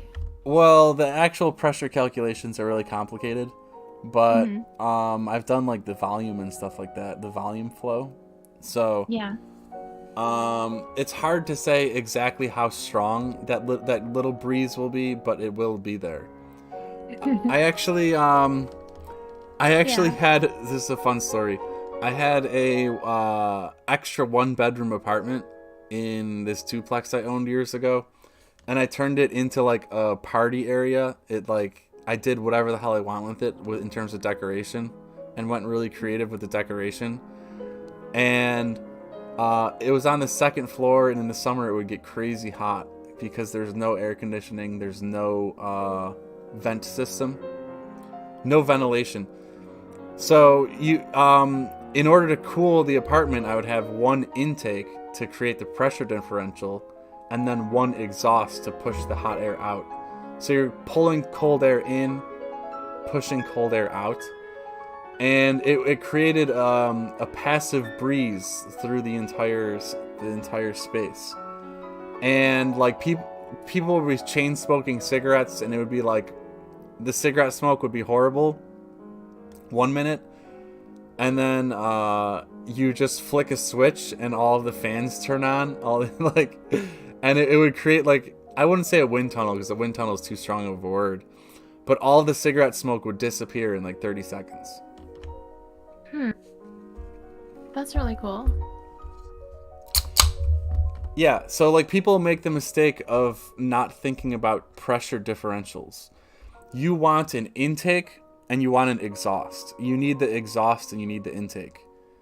Because otherwise you're going to have a high pressure zone.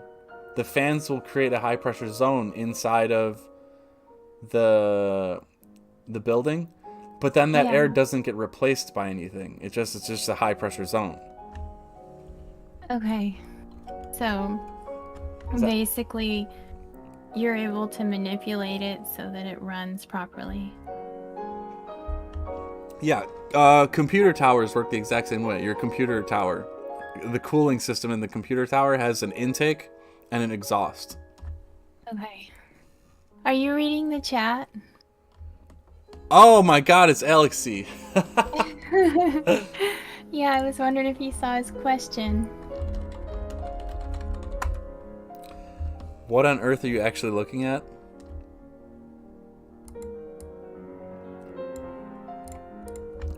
It's called artwork, Alex. I don't know if you heard of it.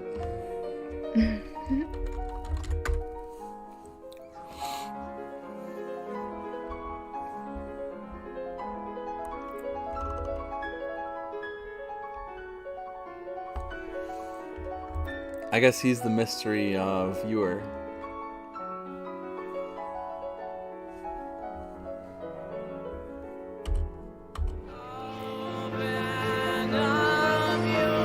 Don't you love the GLP gifts? I love the GLP gifts. Yeah, they had really good. They keep the stream going too. Yeah. How did you bring those over? Did you Just copy? right click save as. Oh, you can save those. Okay. Amen. Yeah.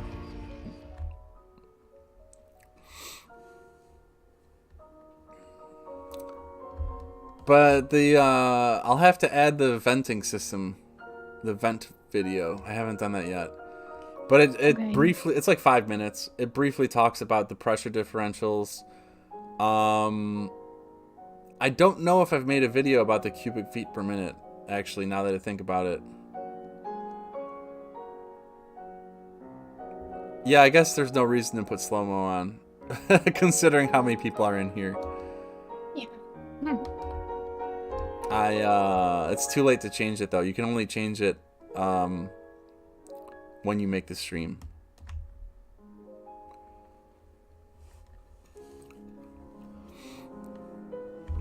But anyway, Alex, what's your question?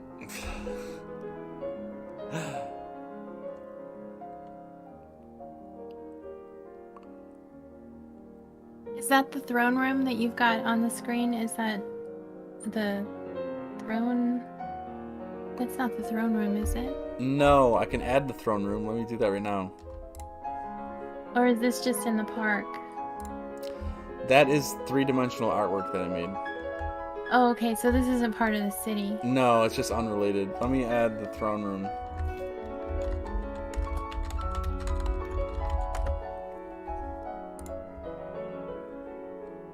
So this is just a sculpture that you put together? Yeah, I 3D printed it too. It's in my room. Oh, wow, okay.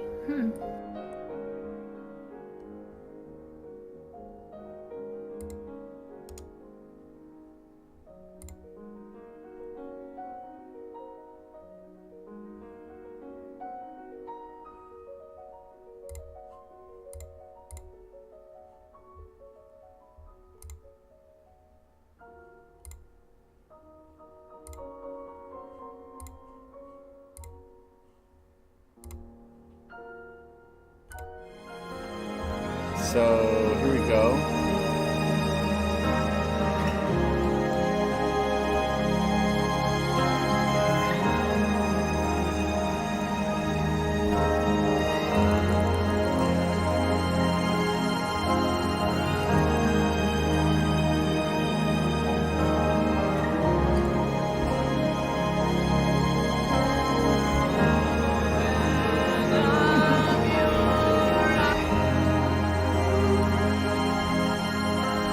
There, now the throne room video is playing.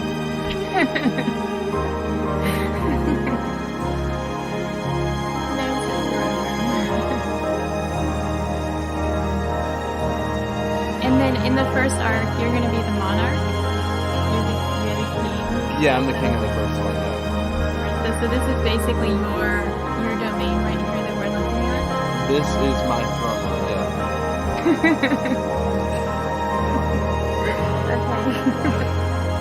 Yeah, I put a lot of time into it. I put like a week into it. Yeah. What's cool too is I have those three-dimensional tiles, so I could actually get like the throne 3D printed or CNC machined or something like that.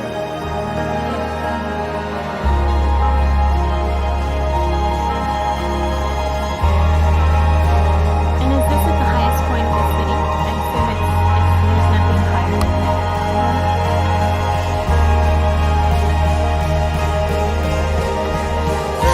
So, you know those,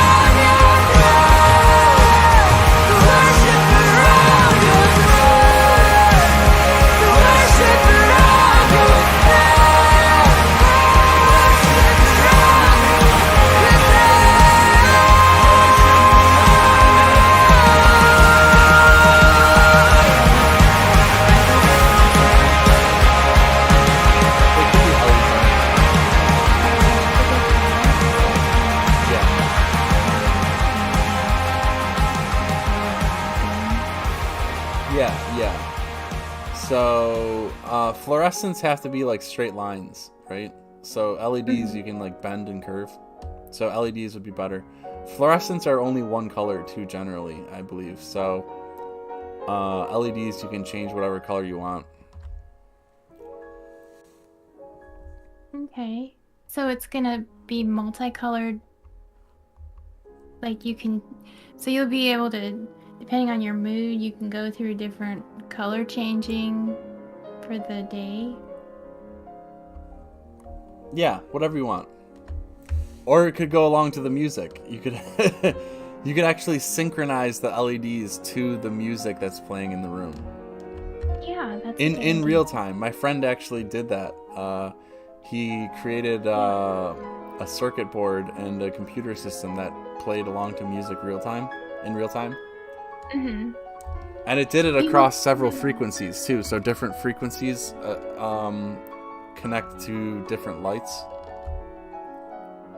Yeah, I was thinking like at Christmas, you'll have people that put their Christmas lights up, and then they'll play Christmas music and the lights blink on their house. You could do that in your room. I'm just trying to read.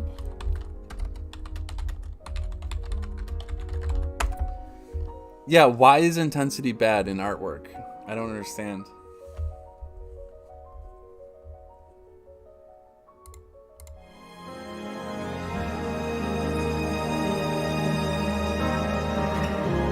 I never understood that.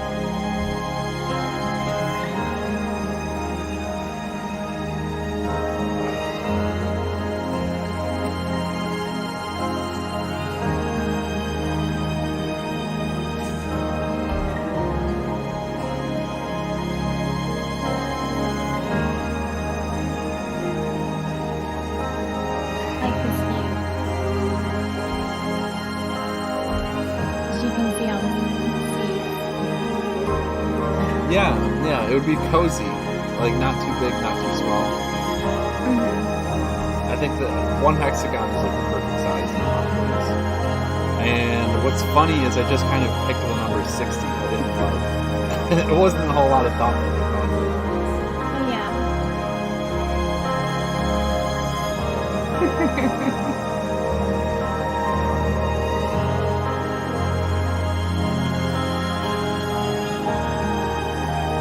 You're gonna defend the monarch, Alex? Are you sure? Are you sure you will?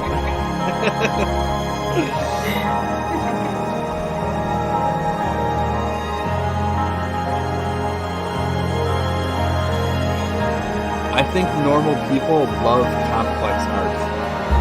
They don't like basic shit. That's just for bougie idiots. Modern art is for bougie retards. Privileged bougie retards.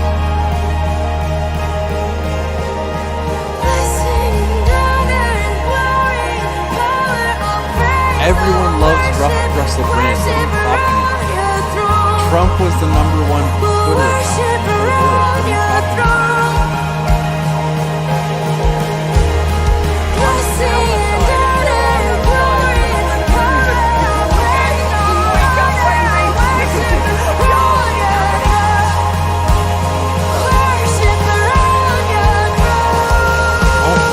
Cross is, it's the most popular.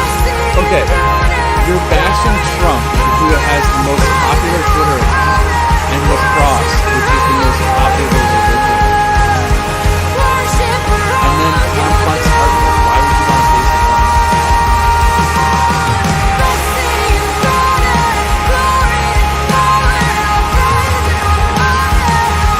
Oh, the music's too loud? Oh, okay. That's actually.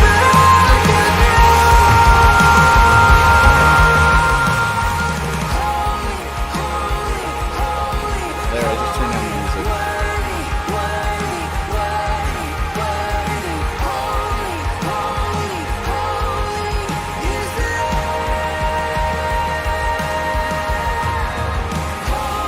Why is it positrol versus negatrol? So Christianity is negative? What the hell are you talking about?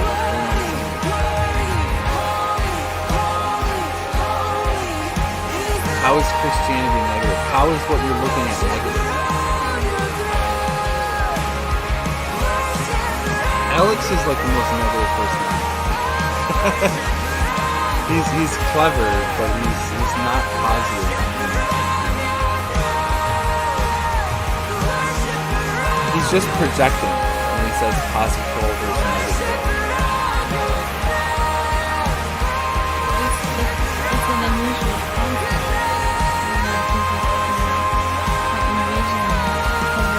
It's not something that we're accustomed to seeing in our everyday life.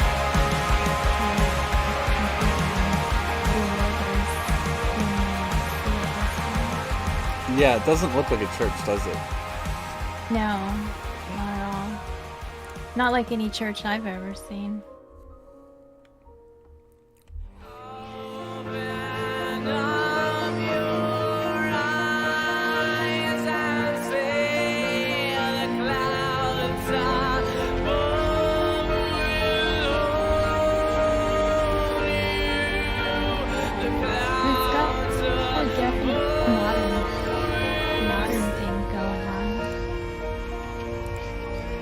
You said that you were going to do that Tartaria architecture?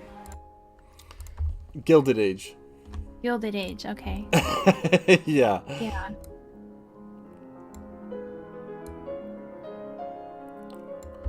Here, I'll piss off Alex right now. We do a little trolling. It's called We Do a Little Trolling. Massive, gigantic, fake tits and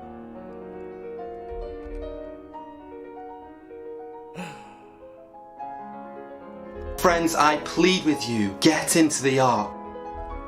Is it becoming apparent to you that the world is at some peculiar turning point? Are we on the precipice of end times? Is this some kind of apocalyptic unveiling of deeper truths? Okay, here, Alex. This is what you need to listen to. This message is for you. That we might all be wrong. That we've been wrong many times before, and we'll be wrong many times again in the future. Perhaps we shouldn't enter this conversation with such certainty, but with a degree of openness, that the people we disagree with might be right.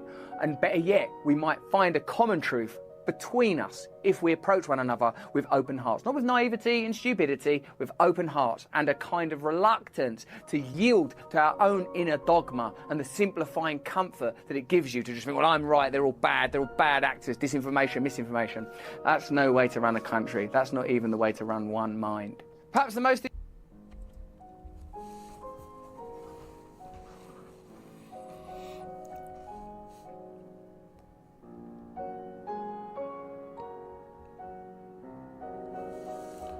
That audio was kind of bad on the throne room, wasn't it? That was a new video, so it always comes out at 100% volume. I didn't even hear it. I have it muted. So Yeah, so do I. He makes a good point there. Yeah. Yeah, I muted it all, so I wouldn't even hear it.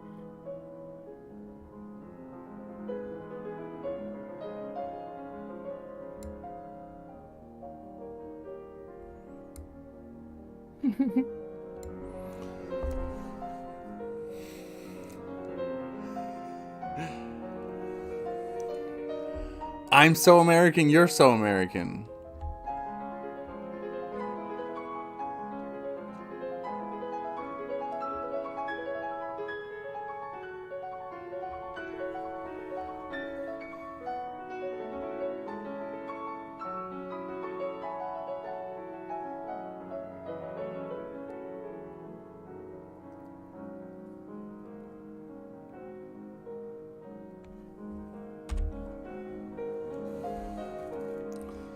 Alex is such a naysayer. It's so sad.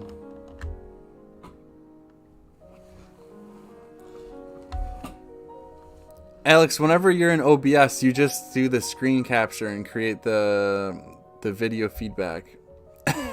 And then you just talk to people on Discord. Look at my live stream. It has so much content. It's just jam-packed with content. massive, gigantic fake tits and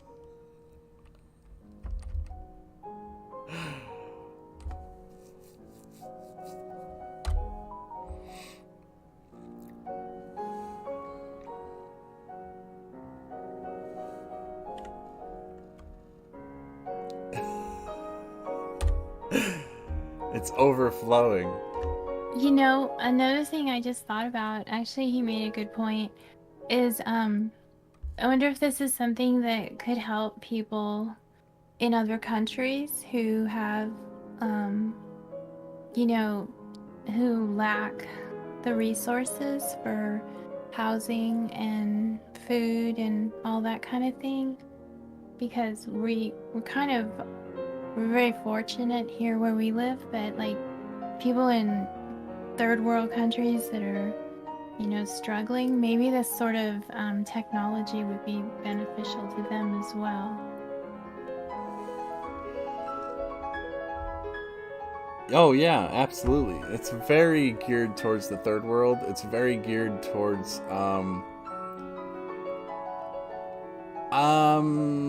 I would say maybe colder climates more so than hotter climates. I would say it's probably better for colder climates. But the thermal efficiencies are still good for hotter climates in a certain way. So the geothermal in hot climates is kind of useless. It doesn't really do anything. Yeah. And then in cold climates, it contributes probably like 35% of the cooling. And then maybe natural heat loss will be another like 10%-ish for cold climates, which doesn't have that in the hot climates. So you're looking at maybe like a 50% heat, 50% cooling is kind of done due to climate. And then, but anyway, I'm getting sidetracked. Yeah, it's great for poor people. Absolutely. It's pretty much it could be an innovative thing for them. Pretty much the solution to everything. Yeah. Well, and they can customize it.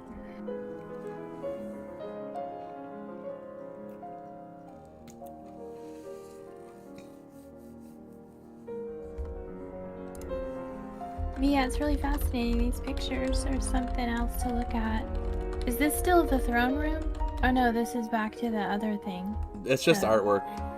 Yeah, the artwork. The throne, I just copied and pasted the throne and the lectern from the throne room. Okay.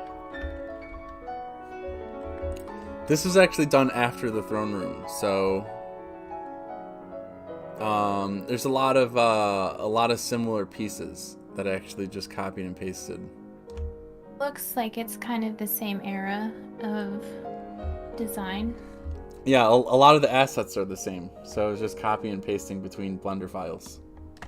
So would you consider this the Gilded Age, or what would you call your style?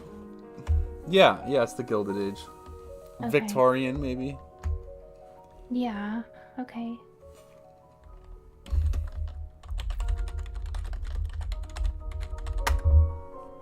Well, it's got a lot to it.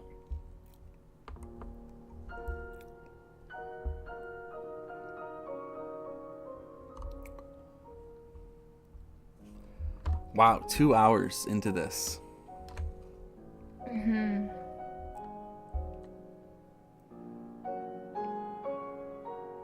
But I think it's gone pretty smoothly. I mean, I think there hasn't been any technical difficulties. And as far as I know, it seems to be running. I think you've got it figured out, all the details on how to do it. The first 10 minutes were kind of boring. Well, yeah, but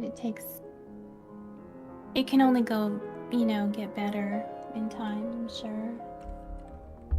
I'm on our side. There are no sides. It's all an illusion. It's all a game. Wake up, baby. This is your chance. It's happening. Oh, here, let me add an effect that will piss Alex off if he's still here. Oh, he is here. Also, the Trump stuff. Link me 3 great successful things he ever built. I don't care about Trump. What is wrong with you? What? You're the only...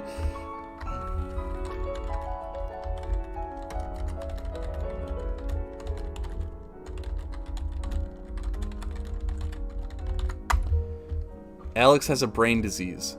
I have not said the word Trump this whole 2-hour live stream until he brought him up. Alex has Trump derangement syndrome. He really does.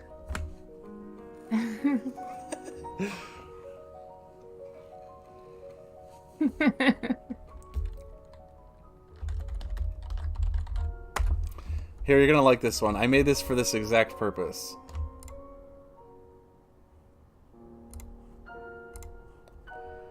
I'm doing this in real time, so...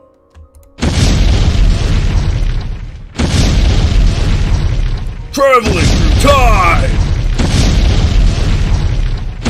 Traveling through time!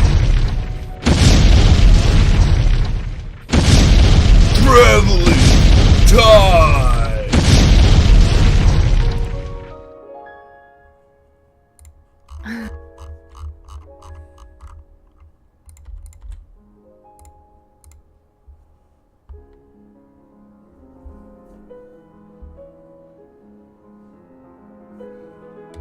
We do a little trolling. It's called We Do a Little Trolling.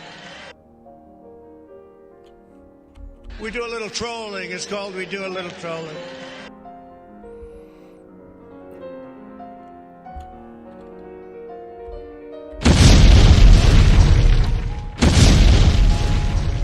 Traveling through time! Traveling through Do you like that? time! Good. I'm kind of ashamed to admit it, but it's been 3 hours. Time! Yeah, that looks good. I mean, it definitely catches your attention. And then there's Trump there.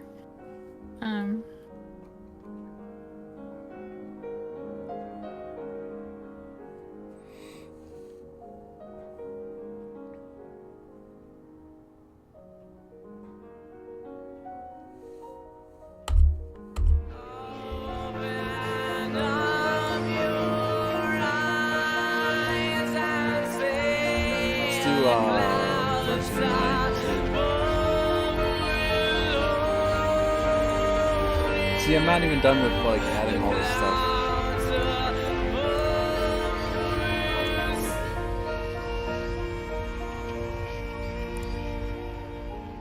Number 9. Number 9. Nothing new to say, nothing to report, 'cause the future happened yesterday. If I could tell the truth, I could make you stay, but forever seems so far away. Stop me on the corner, swear you hit me like a vision.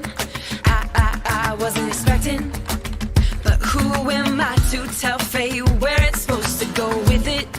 Don't you blink, you might miss it. See, we got a right to just love it or leave it. You find it and keep it, 'cause it ain't every day you get the chance to say, oh, this is how it starts. Lightning strikes the heart, it goes off like a gun, brighter than the sun. Oh, we could be the stars. What's the scene? Falling from the sky, shining how we want, brighter than the sun. I can hear it. The insane music.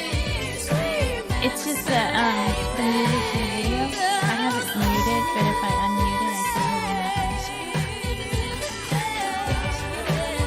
It's a little loud. I'll turn it down.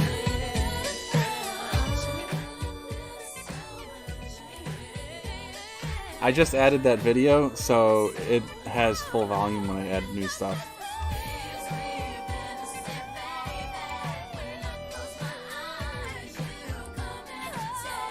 I'm trying to get all the volume right for everything. We do a little trolling. It's called Is We this a Do a roller Little coaster? Trolling. The tower? Yeah, I think it is. Looks like it. Yeah, that's a real roller coaster. It actually exists.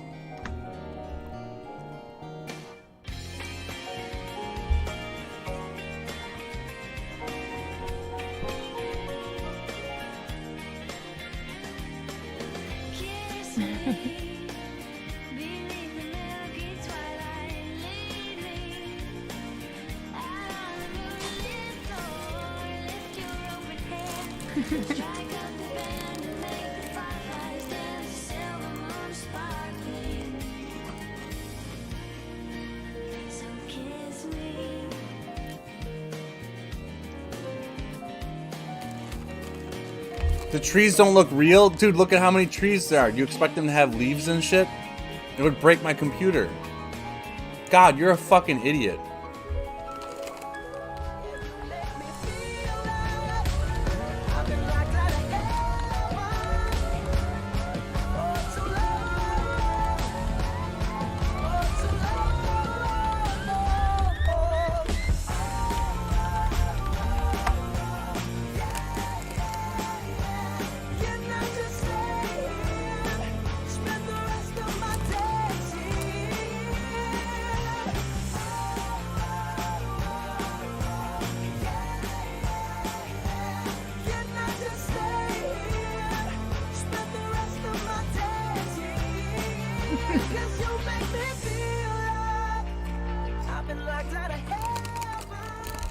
Alex is jealous because all he comes up with is puns. And weird, like, techno-humanist bullshit that's never gonna happen.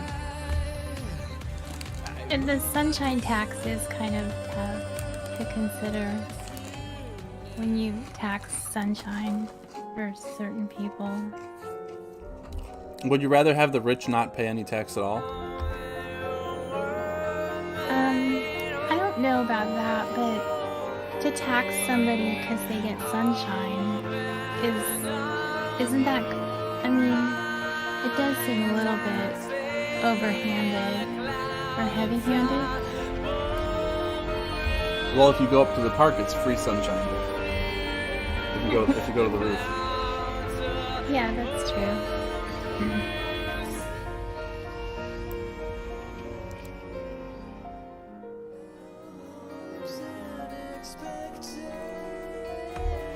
ALX is a divorced, alone, 50-year-old loser who sits on Discord all day and screams at people.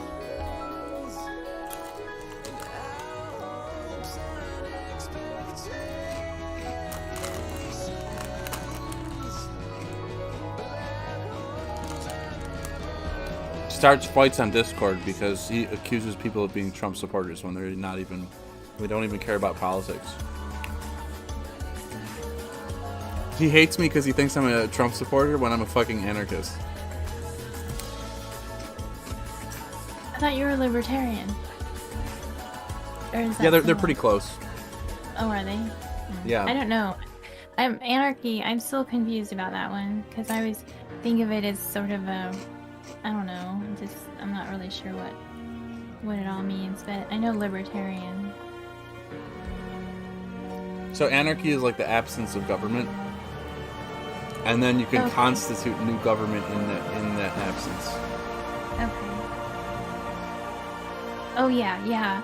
So the new government though is made up by what determines the new government?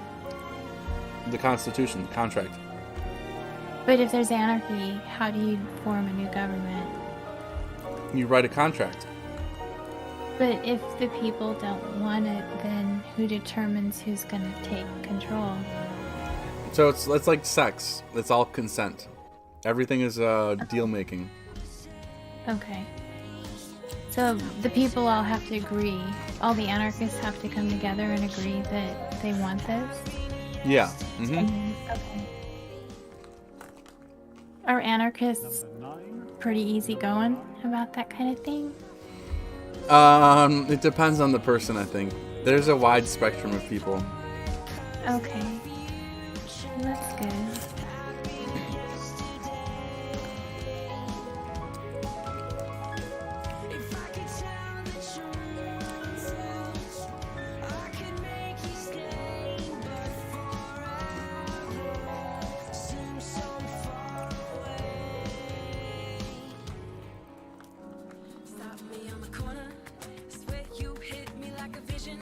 It's funny, Alex says that 99% of this is just your digestion and reflection of America. Does this look like America? Does this look like a reflection of America? No.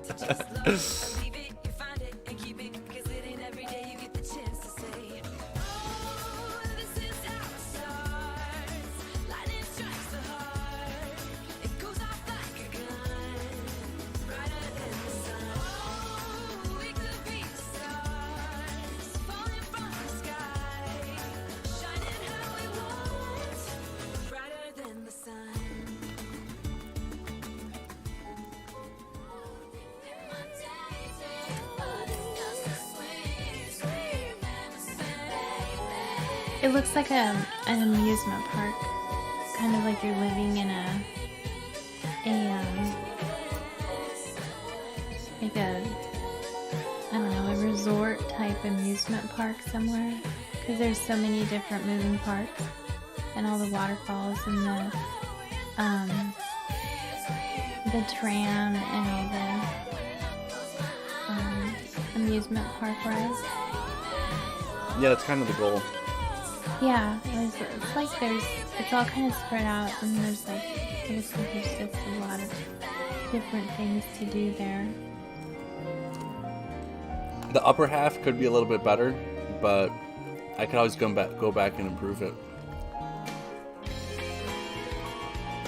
Like the upper half of version 9. Just like the stadium, I could improve the stadium. Yeah, I was just looking to see, I'm waiting to see if like it shows the rooftops connected. Maybe I might have missed it.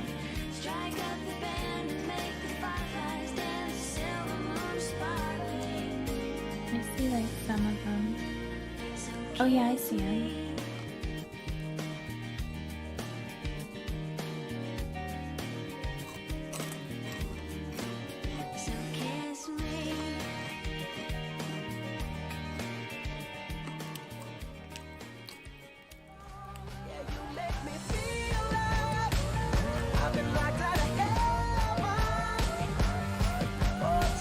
Alex, people already climb on their houses. It's called skyscrapers.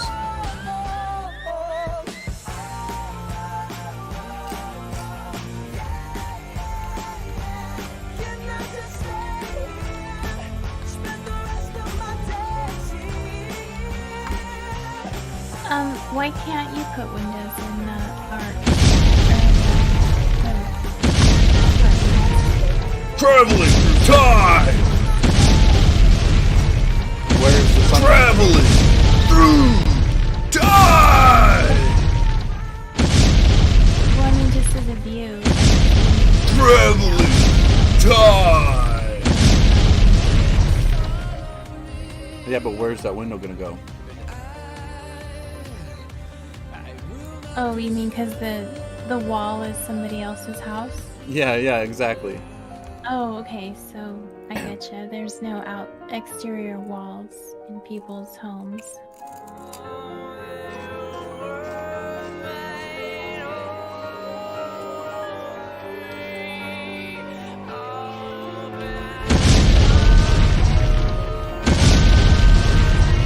Traveling through time!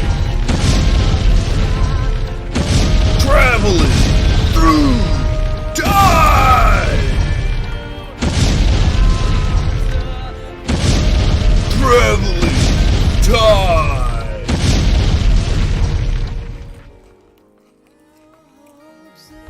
I have one of my hotkeys screwed up.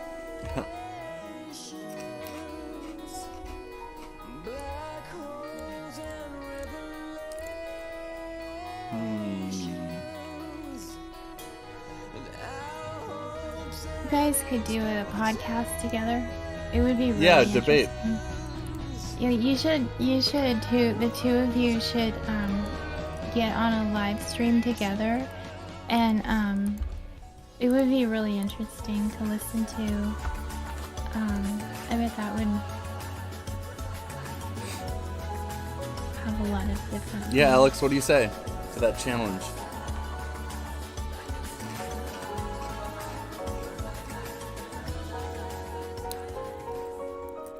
It's so funny saying people are climbing on each other's houses. Like, what do you think a skyscraper is?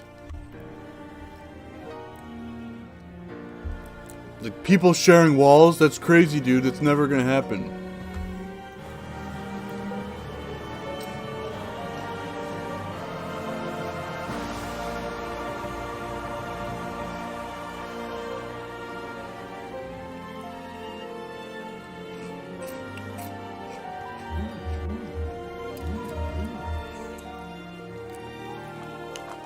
I can see the stadium, how it's kind of straight up and down. We do a little trolling. It's called we do a little trolling.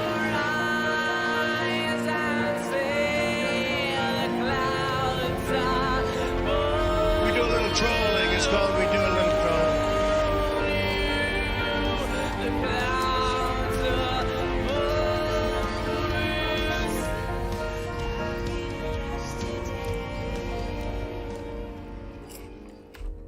Number 9.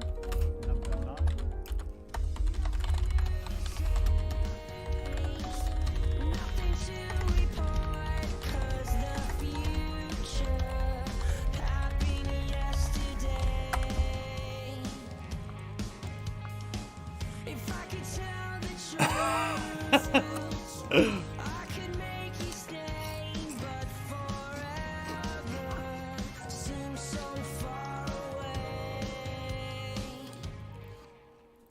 Stop me on the corner, swear you hit me like a vision. I wasn't expecting, but who am I to tell fate where it's supposed to go with it? Don't you blink, you might miss it. See, we got a right to just love it or leave it. You find it and keep it, 'cause it ain't every day you get the chance to say. Anyway, it was nice talking to you. Yeah, you too. This was a fun time. I'm glad you got your live stream working. Yeah, it was so worth it. Right? Yeah, I know. I'm glad that all got fixed and that your computer didn't have any trouble. Yeah, I was worried about like having a hard drive fail or something like that. Yeah, it worked out. So yeah, that'll be cool. You now you can do these regularly. Yeah, I'm excited. Yeah, you'll have to make your regular things. 'Cause as long as it, I Once a guess- week. Yeah, you'll have maybe more people will hear about what you're doing, and they'll be able to join in and also take part in it.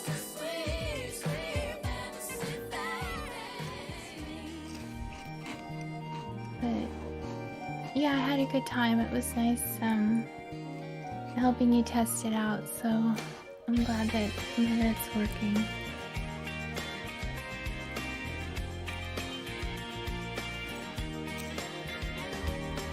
Yeah. I guess we'll wrap it up here. 2.5 hours, that's crazy. Yeah. Alright, well, I'll look forward to seeing your next video tomorrow night, and I guess I'll catch you later. Alright, bye. Thank you for hanging out. Alright,